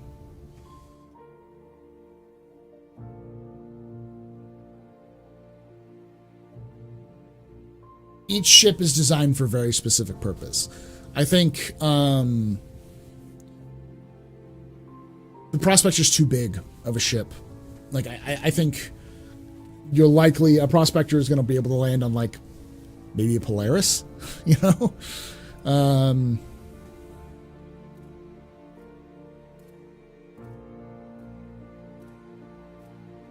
There definitely needs to be failure. Someone else has mentioned that before, is that there needs to be a guide button in Star Citizen, in the game, rather than on the website, because, gonna be honest here, the website isn't very good. Everything needs to be more in-game than website oriented. Just bring a rock with you. I don't know what you're talking about. I'm not gonna even pretend I don't know what that is. There is one in lore. There is a ship that was designed to haul ships in lore, and it was called the Crusader Jupiter. I don't know if it had an acronym or a little addition like Star Carrier or something like that, but the Jupiter was designed to haul shuttles to market in mass quantities. So it was a civilian carrier. Think of it as kind of like a civilian. Think of it as like a ferry, you know, like a car ferry. Hey, Renzo. Press my luck.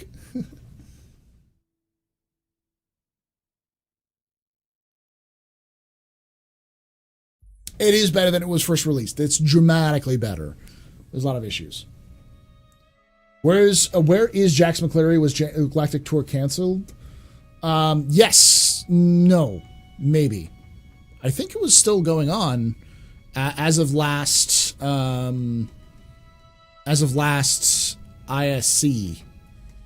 ISC. No.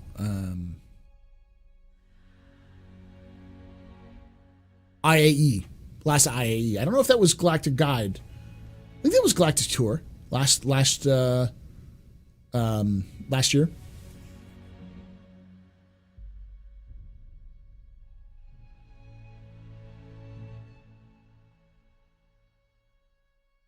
Yeah, there's a lot of people who are willing to guide new players, but there's no one pointing them their direction.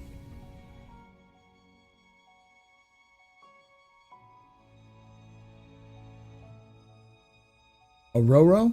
I don't know what that is. I'll have to look that up real quickly.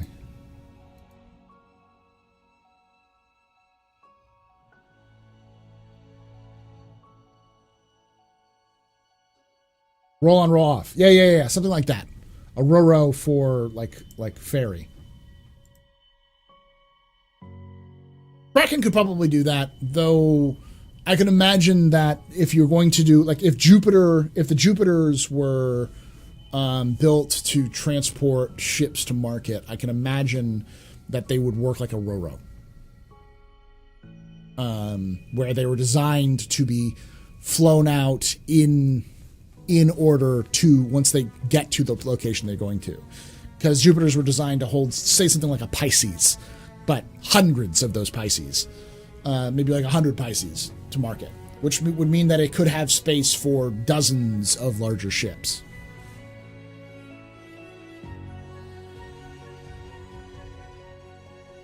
Yeah, I definitely go for a guide if you're looking for improving combat. There's definitely some people out there who are more advanced, and you can talk with them about that.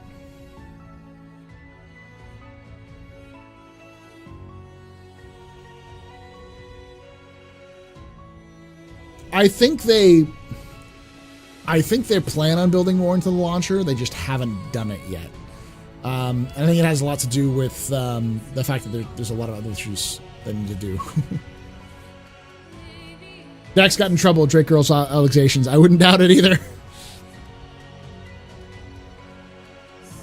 Why are gamepad controllers unable to interact with the new UI? What? Really? I don't know. That doesn't make any sense, Master Prophet. That sounds like a issue council report.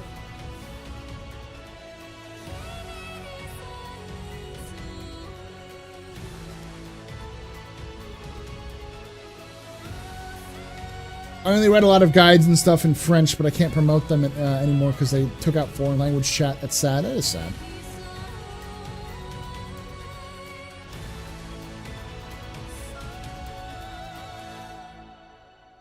Or shots was true.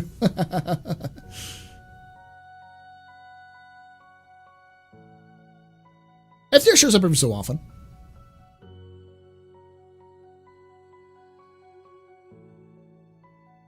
Holy balls.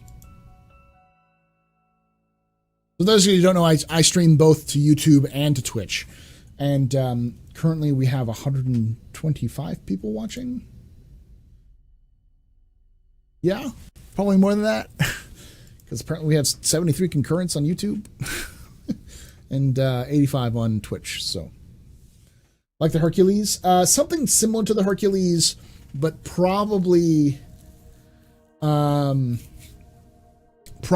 more similar to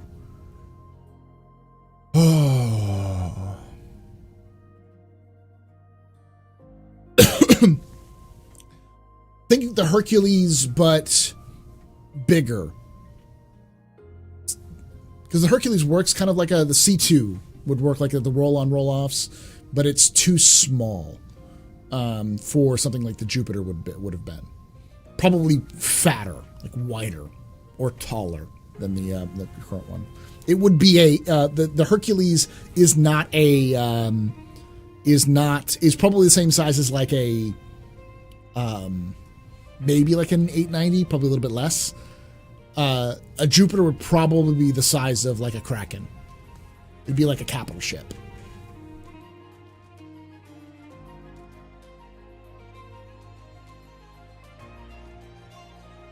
I heard CIG hates the use of controllers. Why would they hate the use of controllers? That doesn't make a lot of sense. They've actually done a lot of work for controller integration recently. The last patch, they improved control function dramatically for FPS with controllers. So I think it's probably they were working on some controller, improving a controller interaction with FPS combat, and they probably fucked something else up in the UI. So,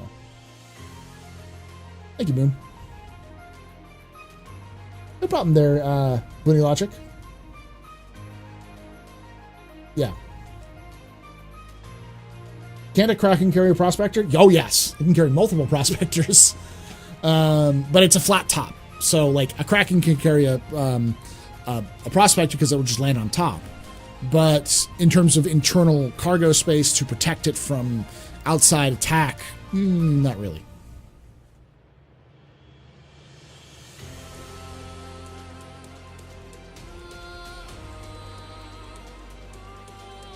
I feel like what they probably did was, again, they probably were improving or working on some of the controller things and they fucked it up. Now, remember that a lot of the controls, because I got my controller right here. I use it whenever I do ground racing, because I don't have a wheel. Or not ground racing, but any kind of ground buggy stuff.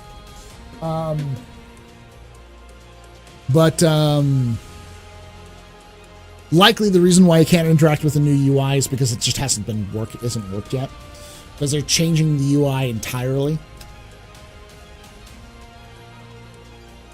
I've gone plaid. Have you? Have you really? Trouble Knight. Thank you so much for that 43 months, buddy.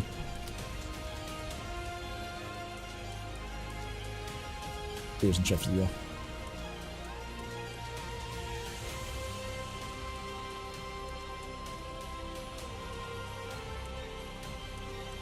Regarding those ship transports, I think they should just fake it and have ship carriers take off and land regularly. I don't know if that would work very well. I mean, the problem is that it's already kind of in game. That needs to be there. They would just need to have a large surface area. It would just need to be a big hollow tube rather than being like a detailed ship, which they could do.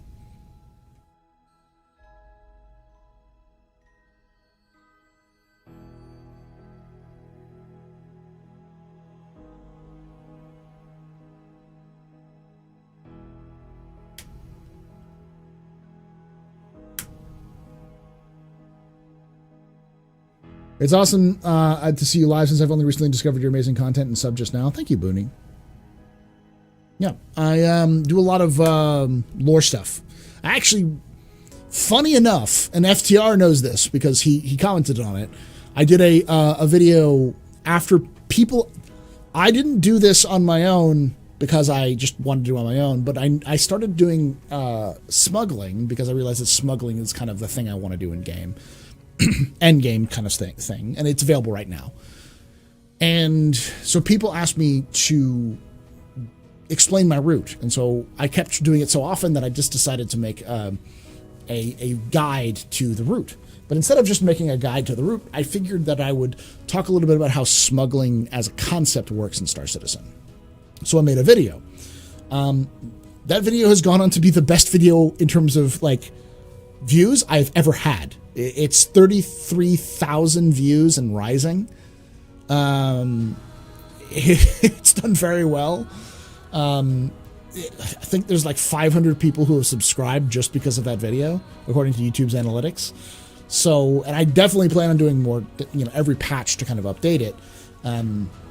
Like I can't go into a lot of detail, but the Smuggler's Triangle no longer really works in 310. So there's a change to it. So let's figure that out.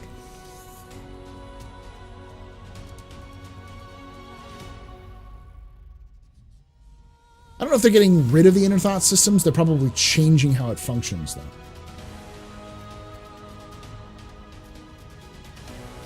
Oh yeah, it's game. It's called insurance fraud. Do these office hours have a theme or something? So usually it's just me talking and chatting. Every now and then we have a theme in terms of like what we talk about with lore. It's mostly focused on lore, but it's more of a chill and discuss stream. It's mostly Galactic Historian, hence the title Galactic Historian. But we talk a lot, like we kind of tend to do, captain's table kind of things, a little bit more starts like Astropub general stuff. We just kind of hang out and chat. So I call it the office hours is because it's a little bit less structured than a video, not gameplay focused, much more focused on just more community hangout feel.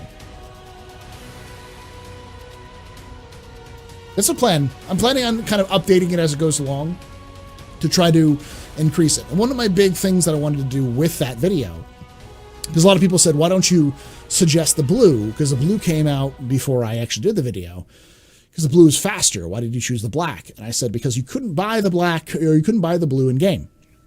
All of the ships I recommended for people to buy as a smuggler were in-game purchasable ships, because the one unique thing about smuggling, the most democratic thing, the most freedom thing about smuggling is that it is the most accessible gameplay loop in the game.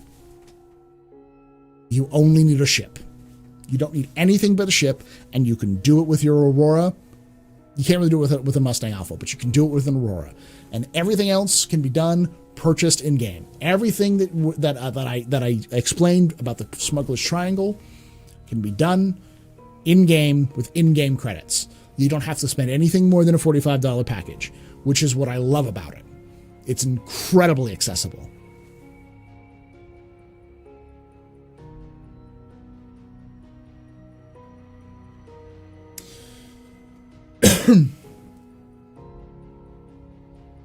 Yeah, sure. Just let me know, Booney. Let's talk about it. I've been on a couple of podcasts like that where they kind of ask those questions. Question: are the orbital station designed to be main shipping hubs, i.e., big ships drop off their cargo at the station and small ships pick up goods and planetside? Possibly, yeah. I mean, they're planning on adding cargo decks to those stations. I think originally CIG was planning on making multiple stations per planet, so you would have like a refinery station, a cargo station, a commercial station. And I think the reason when they started making, they canceled that because they started making the stations fucking massive. Like the area that you inhabit in the stations, in like the current stations, is like not even a sixth, probably not even a 20th of the size of the station. Most of it is just set dressing. And the way that CIG tends to build and design when it comes to stations and like landing zones is they leave themselves a huge area to build in. So a lot of it is just cosmetic, but because they've already set it aside for cosmetic, it's not really built in for anything else. And they can expand out those areas to make them more usable. Look at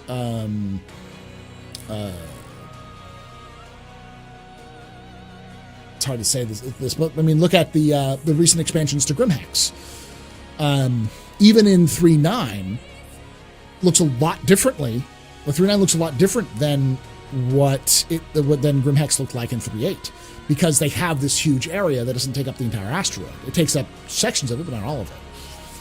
So that's the key with CIG. So by building these stations big, instead of having to do multiple stations, each station can have a cargo deck, can have a refinery deck, can have a habitation deck, can have a commerce deck, can have a observation deck, can have a convention center deck. They can do anything they want with it because they have so much space to work with it. So build big and then fill it out as they need to. So likely, because they're doing the cargo deck additions in like 3.11 or whatever, that's their plan, they're probably going to make it so that those large stations are also cargo areas, or have cargo areas. And in terms of moving cargo in and out, yes, I think that could be a potential job for players. It's if CIG does it right, that you could be a player who is basically a dock worker. pulling a teamster, pulling stuff off of ships, putting them onto, or pulling stuff out of storage, putting them onto ships, taking them off ships, putting them into storage. But that depends on how CIG wants to push that. That'd be a great thing for like smaller starting players too, but we'll see. Voted, thank you for that 23 months of support there, buddy.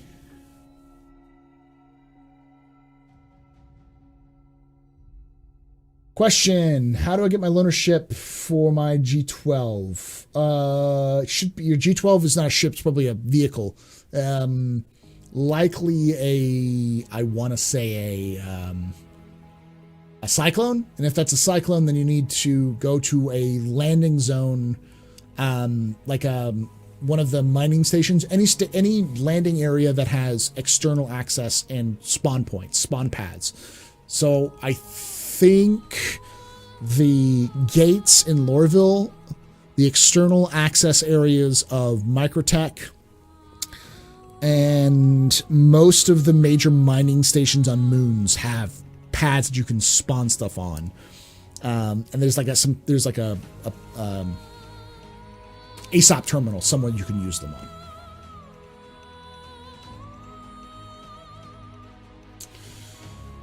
Poor man's trading. I love it. Yeah. It's not only poor man's trading, but it's also dangerous. Thrill. Beginning of this patch, I was being harassed by security nonstop, but recently I haven't noticed security anywhere. Yeah, I think they've turned back on them because I have a feeling that has to do with iCache. There's a lot of changes they've made to things like rotations.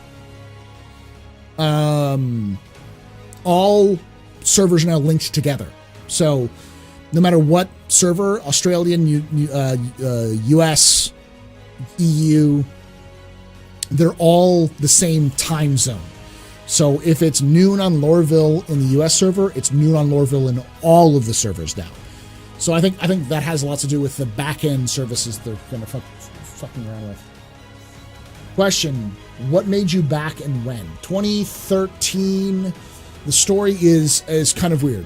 A game like Star Citizen has always been something that I've wanted to play since I was, just coming out of high school in the early 2000s. I know it makes me young, even though I'm in my 30s. And I told myself that by the time I was 25, if the game hadn't been released, if a game like that hadn't been released, I would start making it myself. So essentially like a big open world space game where MMO where you can multi-crew ship with each other and fight and repair and trade and do all those sorts of things. So I started putting together a team and started teaching myself how to code. And as I was putting together a team of people who might be interested, people who have experience or other things, I pitched my idea, and they just said, "So you want Star Citizen?" And I'm like, "What?" And they said, "What you just described was Star Citizen." And so I looked it up, and I was a Kerbal Space Program fan at the time, so I saw that Scott Manley had a video on it. So I watched the video on it, and I was like, "Oh, this is pretty cool." I did some research. I figured out that it was still in development, and I was like, you know what? I'll back it when there's an alpha to play. So I saw an update from the Scott Manley video in like August, I think, of 2013, where he said that the hangar module was out, that the alpha was started. So I went to go back the game in August of 2013, and I have been a backer since then. Hey, Algrid, how you doing, buddy? You ready for this weekend there, Algrid? I think it's an Ursa any ground vehicle terminal, yeah. Are they planning on moving PO, or are they going to get rid of it? Probably change it, not move it. Sandwards making a comeback when the noon doom comes. Spice anyone? Hey. The Default Retaliator seems quite cheap compared to the Bomber variant. Does CIG have any idea what they're going to do with the ships that they talked about with multifunction areas? Carrack 3 pods, Caterpillar modules, Retaliator modules. They haven't talked about it because, and Disco Lander's been on here a little bit. I've talked with him about it in the past. The problem with modules, and this is me with some very small discussion with design teams of the ship design teams and observing how the ship design teams work. making a variant of a ship is making another ship. So any modules that you make essentially takes as much work as making another ship, which is the reason why CIG has moved away from modularity for most of their ships and just made separate ships, because it is as time consuming. I think originally CIG thought that if they made modularity, it would take less time. But with how CIG's attention to detail, it's just time consuming. So I think the plan is that those kind of things will be done towards the end of development, when they're not chasing their own tail with concept ships, when they've caught up mostly with the concept ships or with building ships which are still not released yet. Then they'll work on that. So think of that, all of those, anything that has modules or sections to them, all of those, every one of those modules is a separate ship for CIG. Think of it in that kind of way, because that's how much work it is. Ilevsky also has some surface spawn areas too. Squadron 42 assets aside, are we going to see any unique space stations? Probably. I mean, I'm assuming that the modular space station tech that they have can be expanded. It's just a matter of increasing the palette. Though in reality, you probably wouldn't see a ton of unique stations, because I mean, how many unique gas stations are there? You know, how many unique movie theaters are there? Generally, people know how to build things for a very specific reason, and often it's built for mass production reasons. So, go to the Schumann mining facility. Look for the blue spire coming from the building. Yep, that's the one, Cat. Thank you. Yeah, they only get rid of quantum encounter, but now police randomly spawn on you. They do, yeah. I think the thing I'm most excited for in this game is iCache. A lot of things will start falling into place with iCache. Now, every person in Star Citizen will tell you this same thing, and I've heard it forever, which is when X is done, development will increase. No fucking idea if that's true or not, but I can tell you that the two latest bottlenecks for Star Citizen is iCache and server meshing. When iCache and server meshing are in the game, then you will see a not an explosion, but you'll definitely see a lot more content being focused on. Unless there's another thing that they have to do, which doesn't sound like it. CIG seems to believe that those are the last two things they really need to work on in order for the game to be done technically. You know, to be able to do what they want to do. And I think that's one of the reasons why you don't see a ton of content, is because it doesn't make a lot of sense to build content out if it wouldn't work with server meshing, or if you have to completely rework it with server meshing, or iCache, or whatever.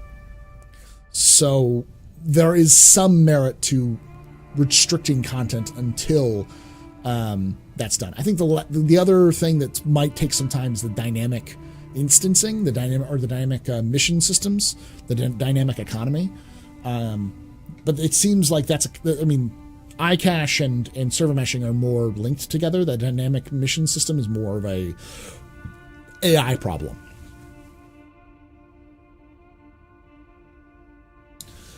Are an appropriate cyclone type? Okay.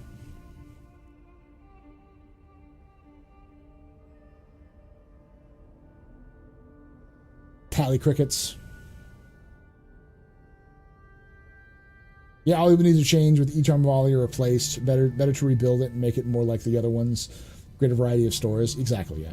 The RSI balls. Don't talk about the NDA'd RSI balls with its womb-seeking missiles. Massive fuel containers. The RSI balls. The thing is that the dynamic economy is a different beast, right? The dynamic economy is more gameplay. It's more content than it is technology, because the back end, they've already shown that they have the back end ability to do it. But the other things, server meshing and iCache, are the things that are blocking the development of it, but also developing all of the other systems. Salvaging can't come in until that's done. More players can't come in until all those are done. So all of those other things which are more to deal with, or more dealing with gameplay individually, is blocked by those two. Dynamic economy is also blocked, but the dynamic economy doesn't need to be in place. It's like it's the thing that makes the game fun long term, but it doesn't need to be in place for you to play the game. Like, I don't need the dynamic economy to exist to have salvage be a thing. Or medical gameplay, or bounty hunting, or pirating. Those things don't need to be, don't require the dynamic economy to exist. But they are affected by it long term.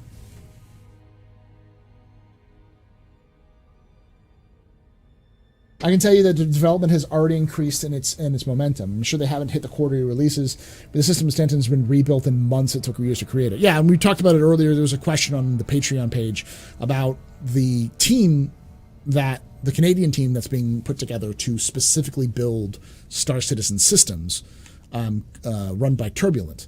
And so I pulled up the actual job posting of the team lead, who is supposed to be in charge, that they're hiring to build systems for Star Citizen. So Turbulence, they're going to take the tools that were developed for Planet Tech, give it to this team in Turbulent, and that team in Turbulent is just going to use those tools to build systems. Just, that's their sole job. Remember that a lot of the teams that built these systems in the first place are, I think, 5 people, mostly from Europe. And a lot of those people are the same people who are developing the tools for Planet Tech in the first place. So you've got the people who are developing the tools and then using those tools to develop the planet systems. CIG is now looking to build an entire team, an entire studio dedicated to it. So we'll see. I don't know why that's up there. We aren't actually giving away that. Silly raffle, turn off.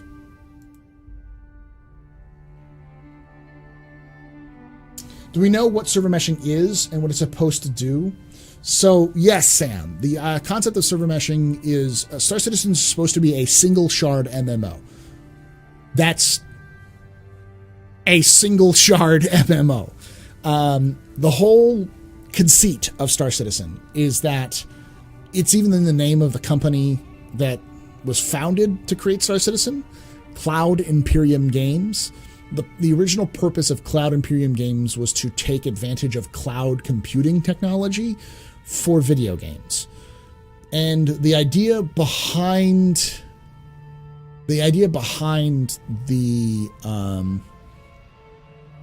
cloud around cloud tech with that was that you could make a game that has incredible detail like Star Citizen and put thousands of players together into one server, one global server with those details, using cloud tech. So how server meshing is supposed to work is that every section of the maps of Star Citizen, the planets, the space area, all of those are their own servers. They're their own servers in the cloud. And they can be increased or decreased based off the population. So each server will have a population limit. Let's just say it's 100. So a server with a population limit of 100 means 100 entities can spawn on that server.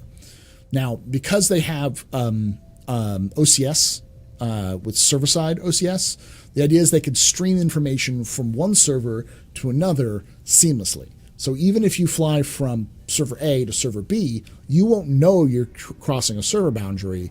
There might be some indications of it, like little hiccups or little changes, but generally speaking, you won't have a huge indication between the two because of OCS, because it streams information back and forth. That's the goal. So server meshing is essentially allowing for thousands of millions of players to be in one server, when in reality it's just a patchwork of servers that are working together. So that's what server meshing is that the play area is broken into its own servers to allow for millions of players to come in. And the way that they're able to, in theory, make that work is that they can decrease the size of the area that one server is taking control of. Still 100 players, but it's just over a smaller area of space as more and more players enter a region. So if you have one person comes into the server and another person comes into the server and they fight, then 2 more people, then 3 more people, and you eventually reach that server limit of 100 people, 50 versus 50, just going absolutely ape shit on one another in space. When that 101 person comes in, that causes the server to shift so that there is the area where the fighting is going on has become its own server, and where that person has entered is its own server as well. Maybe they split it off so there's 50-50. They basically split the area where that is going on and make it a smaller region. And as that happens, you will essentially, you can still fire between servers because of server streaming, because of the streaming information back and forth. You can still see what's going on, you can still fight what's going on, but in the servers are handing off the information back and forth between the different areas, which again, in theory, would allow for thousands of players, millions of players to be going at one another in their own small areas.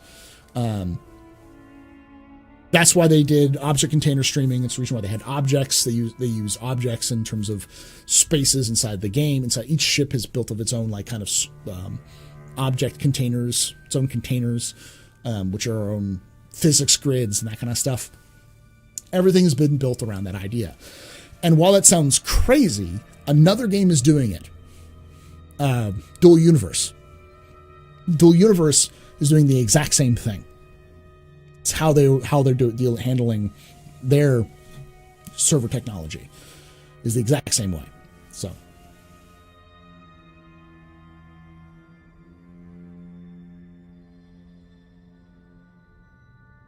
the heck? I turned you off.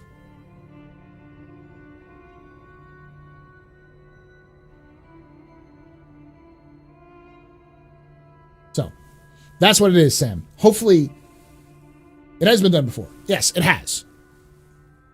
What do you mean? To this detail?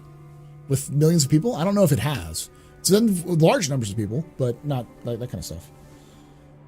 Destiny 2, does Destiny 2 do dynamic server meshing? Because Destiny 2 has server stacking. There's not like when you go to Destiny 2, you don't go to the community hub and see every single player logged into the community hub from all over the planet. That would break. There's not enough surface area for that.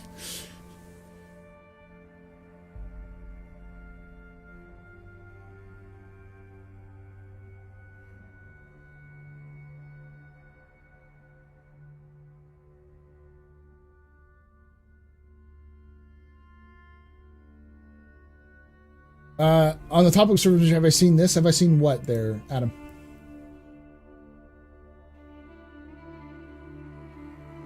I don't see the link. Paste the link again.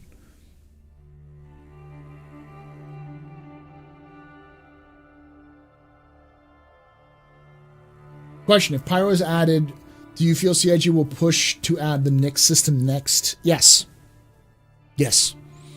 I feel like once they added Pyro, here's my theory. Pyro is done. When Pyro is done and they add Pyro, their hope is that the turbulent team that they're using to develop the systems, that the Nyx system will be given to them, and that their job is to improve Delamar so that it's up to modern tech, improve Levski so that it's up to modern tech of Star Citizen, and then build the Nyx system. That'll be their test system.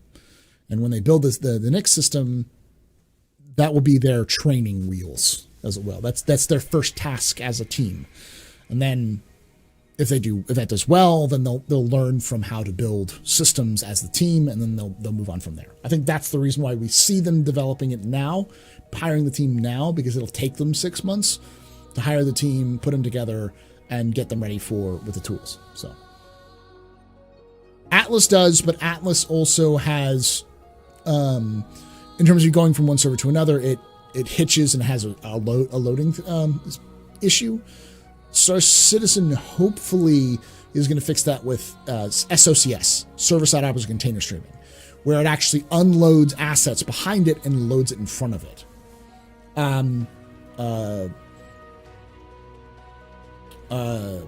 Atlas, I don't think, has that technology. They don't use that. They just have a border and they load in, load out. OCS is part of that process.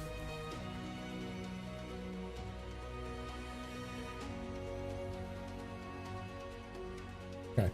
It may have blocked you. I don't know why, but I got the link. I got the link. All right. Let me pause this real quickly. This is the unofficial dynamic server meshing. Let's go to the presentation real quickly. The presentation screen. All right. So,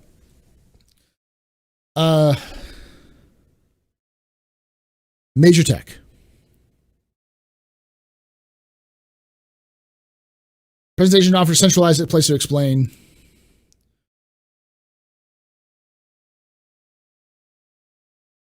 So technical background usually consists of 5 parts: drive, random access memory, central processing unit, graphics processing, and main board. In general, all computer components have their own limitations, memory, drives, and RAM, but limited how much maximum data capacity they have, as well as that they can fast and read data, if they don't violate or not. Meanwhile, processing units, CPU and GPUs, are mostly about how many code instructions they can execute each second, as well as how fast they're able to access data from memory devices. With these limitations in mind, if software is created, games included, CIG set out to create a large universe with thousands of players. NPCs and other objects were all required to be in memory and need to be computed by the CPU in the game loop and rendered in the GPU. Not even the most powerful computer will be capable of providing that much memory and computational power on its own. Therefore, the load has to be distributed onto multiple computers and connected over a network. To let the computers communicate and exchange only the currently relevant data with each other. Mainly the game servers need this functionality, while the players only need to connect to a small amount. So basically, yeah, it's impossible for all of the information in Stanton to be run by one computer.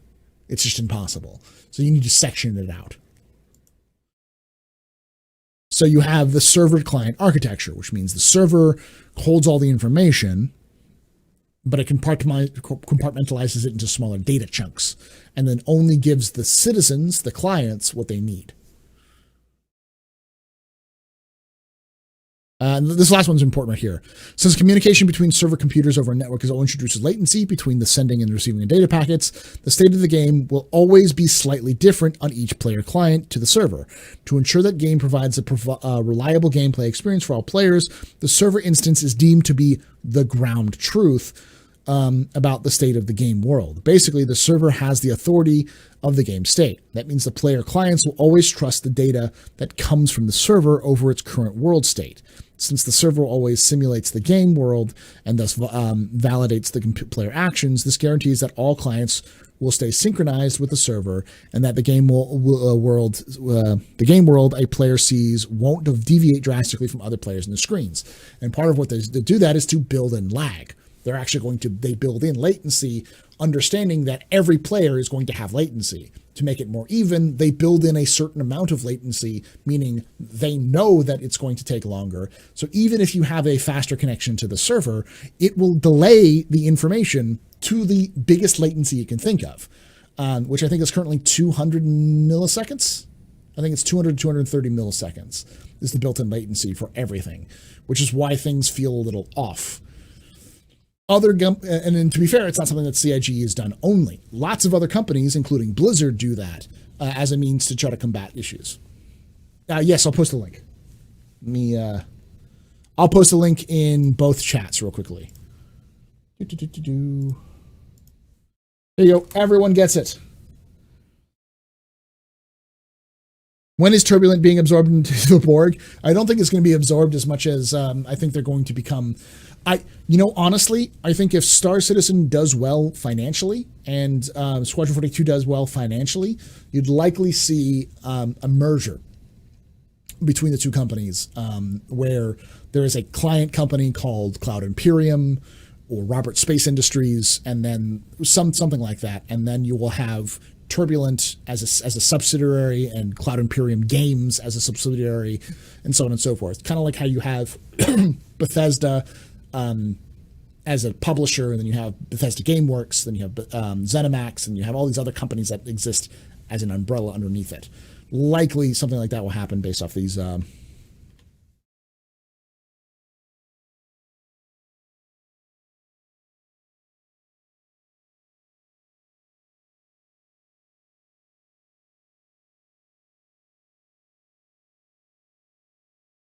That's what I'm saying, honestly.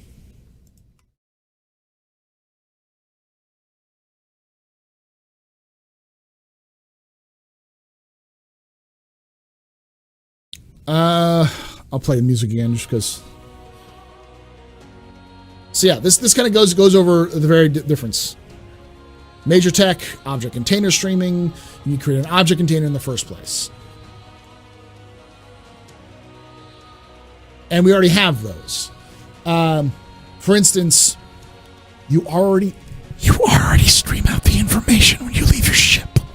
If there's nobody in the back of your freelancer, when you step out of your freelancer and close the door, the information from that freelancer is gone. It's empty. Your player does not render that information. So the difference now with server meshing to player or with server side OCS is that that information streamed out through the server as well. So if a tree falls in the woods and there's nobody around to see it, nobody gives a shit. That's essentially how the server side, how object container systems work. Well, the first one is to do it client side to allow for clients not to give a fuck. Then, after the client side works, you have the server side container streaming, so the server side doesn't give a fuck. If nobody gives a fuck, the biggest problem about server side object container streaming is that if you stream out that information, it's gone. There's nowhere, it disappears. So if it doesn't save the state of anything in that area, say your HAB, then nothing can be saved in the HAB. So you need some way of saving that information, which is what iCache comes in. Is iCache in there?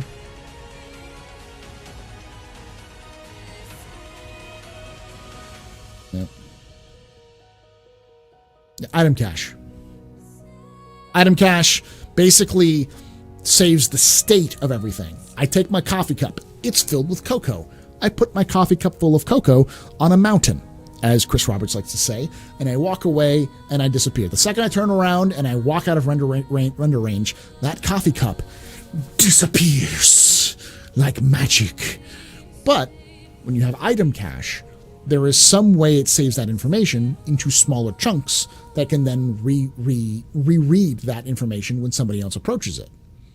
So it doesn't disappear, it just disappears from any of the kind of whatever, death stuff. Hey, homeroom man, thank you so much for that raid there, Ravier. How you doing, buddy? Hey, Devoted, thanks for that. Let's do some stuff out there. More, CIG Canada, it might be.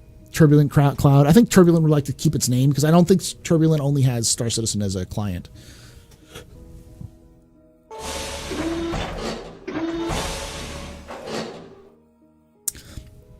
Yep, we're finishing up here though. So nice, Raver. Congratulations, man. Of illustrating where we've been, how things have improved, and how previous current limitations have gone. Yeah, it's a really good way of putting it, because you got to remember that a lot of these issues are these are issues that CIG has been dealing with since the beginning. This is not something that CIG is making up as they go along. They've planned this situation back in 2012. But back in 2012, it was a smaller universe, so it seemed a little bit easier. Now it becomes more complicated. The tech should still work, but as it is becoming more complicated, it requires a little bit more fine-tuning. That's all it is. Sorry, going through a lot of that stuff is important, I think. It's for a lot of people to understand. Your ears.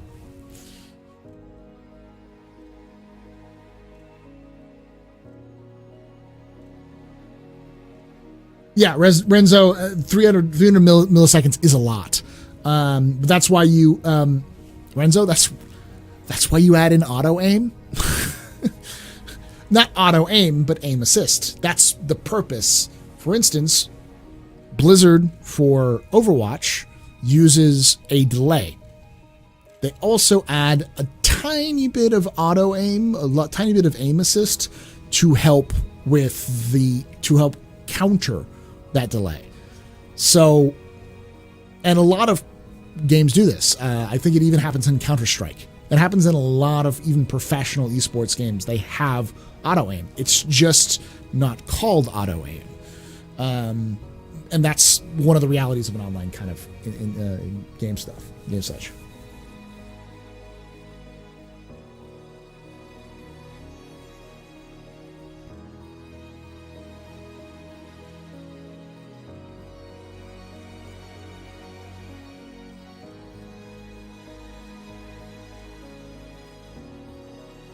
Like, Star Citizen is not going to be a competitive game. It's not going to be a competitive esport. But as long as it's fair and fun, no one really cares. Like, that's the important part. Which is why when you talk with a lot of people who do like super serious PvP, you'll hear people say there's auto aim in the game already. There has been. 08 had it. Arena Commander 0.8 had auto aim. And people will say put in auto aim, and then people are like, it's no auto aim. I want only my skill. It's like even the skill games that exist have it because you need to counterbalance the millisecond lags.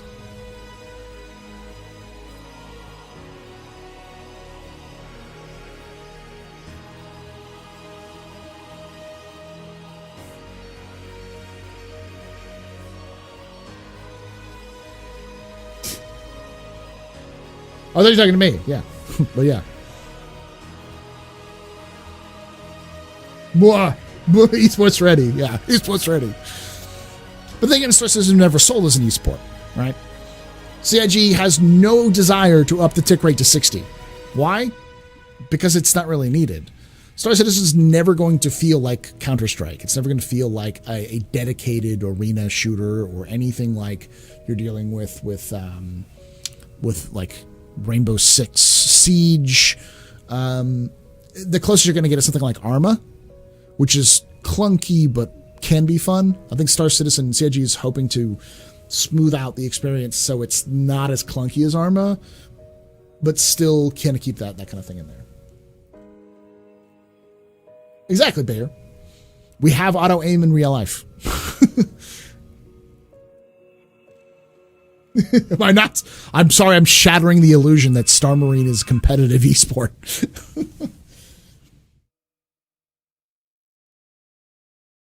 Hey, homeroom. So, welcome. We do space. Let me go to the bar real quickly. So the others know this is not our. This is kind of our chatting and discussing Star Citizen and Star Citizen lore. The main topic of tonight was mostly just kind of talking about. I didn't really have a topic to discuss tonight. I think we ended up talking about a lot of different stuff, but. Yeah, this is the Astropub. We do space and science fiction here at the pub, mostly Star Citizen, though I'm looking to branch out a little bit more and do some non-space and science fiction stuff like we're probably going to do the New World beta when that comes out. I'm definitely going to play Everspace 2 at some point, the alpha of Everspace 2. Star Wars Squadrons. We are going to play that. That kind of thing. So you can take away my spaceship. You can take away my space suit. Yeah, I have to go away from that. You can even take away my space lasers. Only because YouTube doesn't like it. YouTube doesn't like it when you play music. Thank you so much for that gift sub there, the Rock Knight. So yeah, mostly do Star Citizen, but this is usually our community discussion night about Star Citizen lore, about Star Citizen game. And then Wednesday we do variety and some other kind of experiments in Star Citizen. Thursday we do a Star Citizen stream called Zero to Hero, where I have an account that has just an Aurora, and I've been working my way up to play like the new player experience. Friday we do a kind of a role play night where I open up one of the bars in Star Citizen, serving drinks for free. Eventually I'll have a bar in game that I'll serve from, the Astropub. That's kind of the whole purpose, the original purpose of the channel. And then on Saturdays I do a tabletop RPG, sci-fi tabletop RPG games. Season to season it changes. Like the next season starts in August, which is Star Wars, the Star Wars Edge of the Empire game. So tabletop like Dungeons and Dragons. And then after that, we do a podcast for Star Citizen called The Captain's Table, which is kind of a community discussion topic channel. So.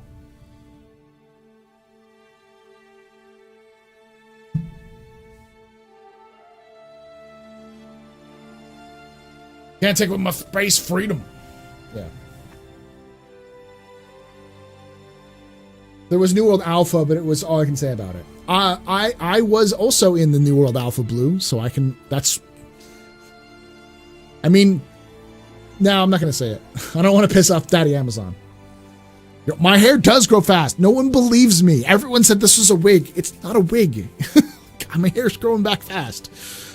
By tomorrow, it's like a little shorter than I normally would have been if I had went out and got it cut, but it's growing.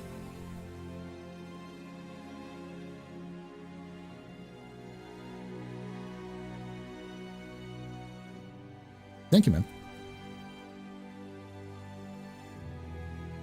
It's your first time here and interested in becoming a citizen, Blue. Here's the question, and this is one of those. This is one of those things that I ask every single person who wants to get involved in Star Citizen. What are you looking for in Star Citizen?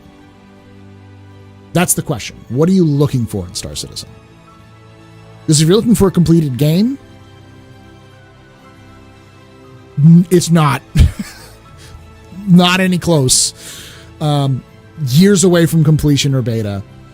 If you're looking to play a game while it's developing, and know that there are bugs. Some of them are hilarious. Some of them are fun. Some of them make you want to punch your screen, frustrating. Then you might be more okay with Star Citizen. But don't come into Star Citizen expecting a full experience. If you really want and you really plug through the game material that's currently available, you probably could get 30 to 40 hours of gameplay. But it's not going to be a fun slog. There are fun parts of it, and there are definitely some parts which are better than others.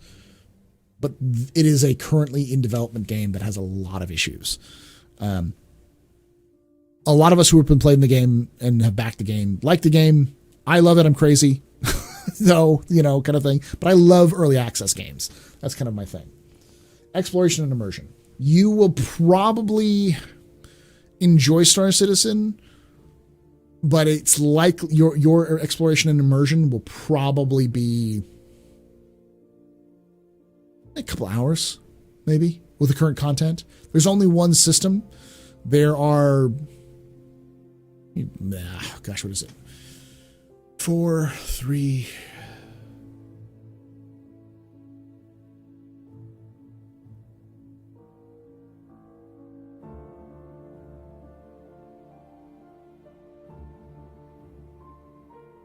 There's a dozen moons in the game, I think, right now.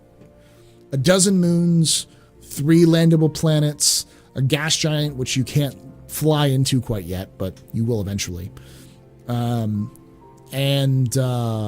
planets. 4 planets. So there's a lot of space you can explore, but a lot of those moons are just dead balls. There's some changes to them. And there's like a couple of biomes per planet, like 5 or 6 biomes. But there's not like unique stuff hidden everywhere. There is stuff that's unique that you can find. But a lot of it is make your own content. There's not a lot of hand-holding. It's more like, here's a ship, good luck. So if you like that kind of gameplay, Star Citizen's good. Especially for $45, really can't beat it. There's a couple other places out there, things like Universe, Sandbox, and that kind of stuff, which are similar, but they're very not as immersive as Star Citizen in terms of flying from place to place.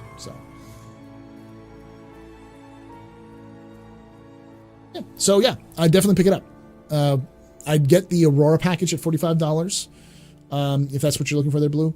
Don't feel pressured to buy anything else, because you can buy ships in game. They get wiped every so often because it's alpha, but I played an Aurora for I think now about 6 months, and I have 2 ships that I purchased in game with one of my package that just started with an Aurora. It's not very difficult if you play the game. Space mining is fun. Exploring caves is fun.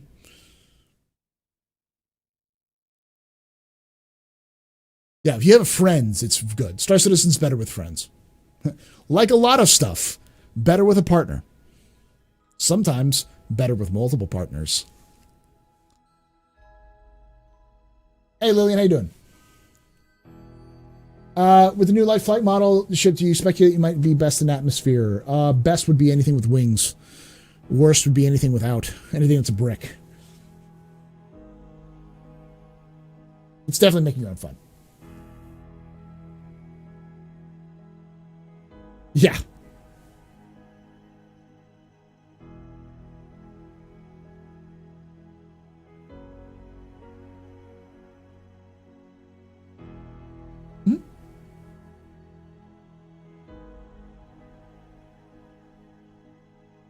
Cobra TV, Blue Diamond TV. Watch Cobra. I think his name is. Look up Cobra TV Star Citizen. He's a fantastic content creator to watch if you're trying to bring your wife in. He plays with his wife. Him and his wife play together in game and do live. He plays with his wife in game. Him and his wife play together in Star Citizen and live stream their content and do the whole thing. It's a great little kind of exploration. So you can show off and hang out and that kind of stuff. Using a lot of his content, so yeah, you get the idea. If you're interested, I do a lot of lore content here, so Galactic Historian. So if you want to know a little bit more about the universe in terms of like what's in and what's coming in the universe, in terms of like the stories that surround the universe more than just the exploration content, you can always check that out too.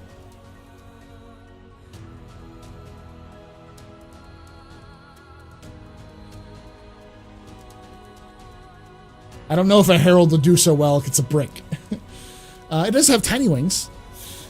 Honestly, I think like probably the Gladius.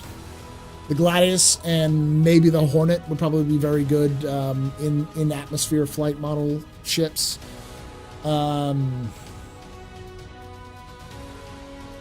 to think of what other ones. The Eclipse. Probably the Buccaneer.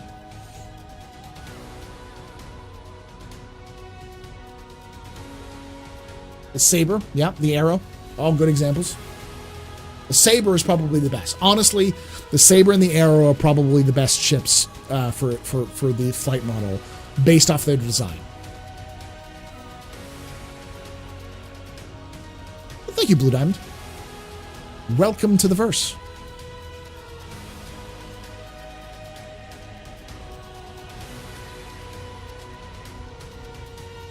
M50 probably pretty good. Yeah. The Razor would probably be pretty good too. Retaliators, yes, because they're pretty good. They're the canards. I'm terrified of how my bandage will behave in atmosphere. Either the arms will provide some hydrofoil lift, or you're just a cigar brick of disaster.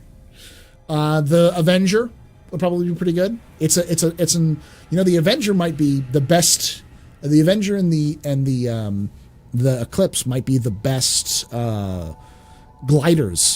gliding ships in game, just because they're lifting bodies. The Avenger itself is a giant lifting body, which is designed similar to the space shuttle, so which was designed to glide, not fly. The Vanguard, another good example. Starfire, not so much. Mustang would be okay, I think. Not great, but okay. The Aurora, my fancy brick. Fancy brick. I love her. I love my fancy brick, but she ain't not gonna do well. Though she does have fans. She does have atmospheric fans.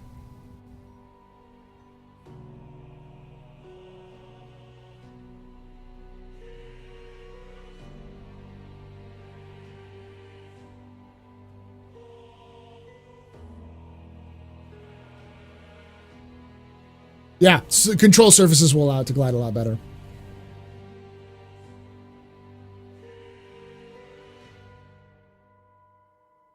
A2 is the best ship. The Bomb? Are you serious? A2's garbage failure. It's absolute hot garbage. You're paying for a daisy cutter. Chip wars. I love C2's best. C2 is Bay when it comes to the to the Hercules.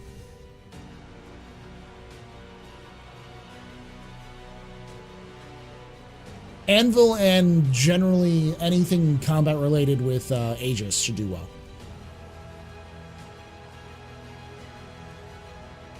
I don't know, man. I don't know. The Starfarer and the Reclaimer, but the Reclaimer has a VTOL mode, so they should do okay.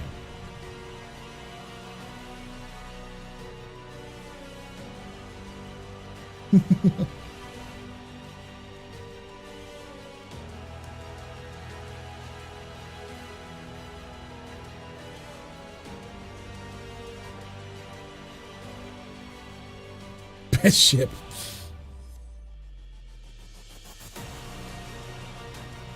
I think every ship will probably every ship will be able to make it out of atmosphere, but it'll depend on the ships.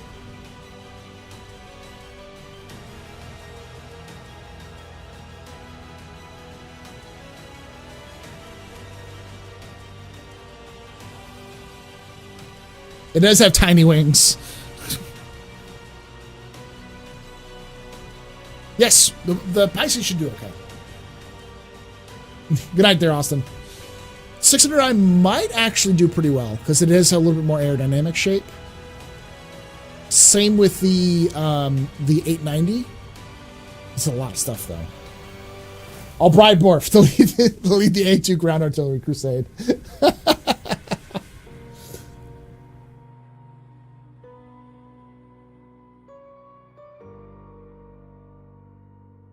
Hurston is, yeah.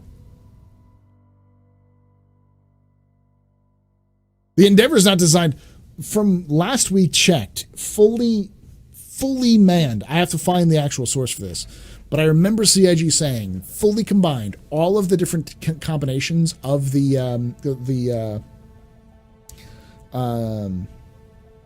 Endeavor will be the size of a almost the size of a Bengal carrier with all of its additions. I don't think the Endeavor is really going to be designed to go into atmosphere. It's more designed to just hang out, and that's why it has its own separate. Like the front of it disconnects.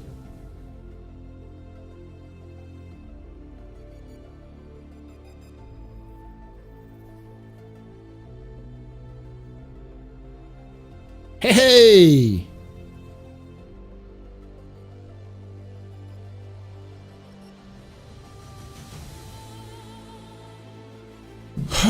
Whew. Good news. My district just announced that they're going to do digital learning for the first 3 weeks of school, which probably means for the next semester, because let's be honest, it's going to take too long for them to reinstitute stuff. Do you host a server when you play, or are there multiple servers to pick from? So there is no hosting the server. It's CIG supports the server. Eventually, it'll be a single shard server. So eventually, everyone in the game, no matter who they are, is going to be on the same server. It's multiple servers that are like patched together. Think Atlas, but more seamless.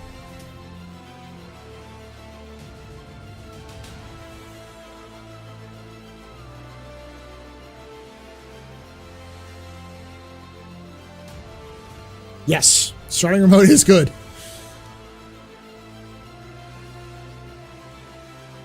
I'm glad that they finally listened to it because it was nuts. I'm going to leave it on that, guys. I'm going to leave it on a good note there. Thank you guys for hanging out with us here tonight at the Astropub. If you guys did enjoy yourselves, hit that follow button. Make sure you guys are subscribed if you're on YouTube. I'm going to put this in chat, so you're going to have to look at the live chat. Exclamation point July for those of you guys in Twitch. July, we're giving away all this month. We need to figure out how to do a YouTube bot. Copy. We're giving away a There we go. We're giving away a Drake Vulture all this month. So if you guys want to get in on that, click that link. Go to that. Do your thing. Make sure you guys are, again, subscribe on YouTube, following on Twitch. We're almost at 12K followers on Twitch and YouTube. We're looking at, with YouTube, 6,262 followers. Nuts. We were at 5,000 followers a month ago, and we're almost at 6.5 thousand. We won't do another YouTube video, won't be out this week. One will be out on the elections for the UAE elections next week. Thank you guys for watching this. We do these live every Tuesdays. I'm going to start them a little bit later than I normally do for my other streams. But yeah, you guys rock. Let the song end. Remember, guys, as always, Ex Astoria ad Astra. Later, guys.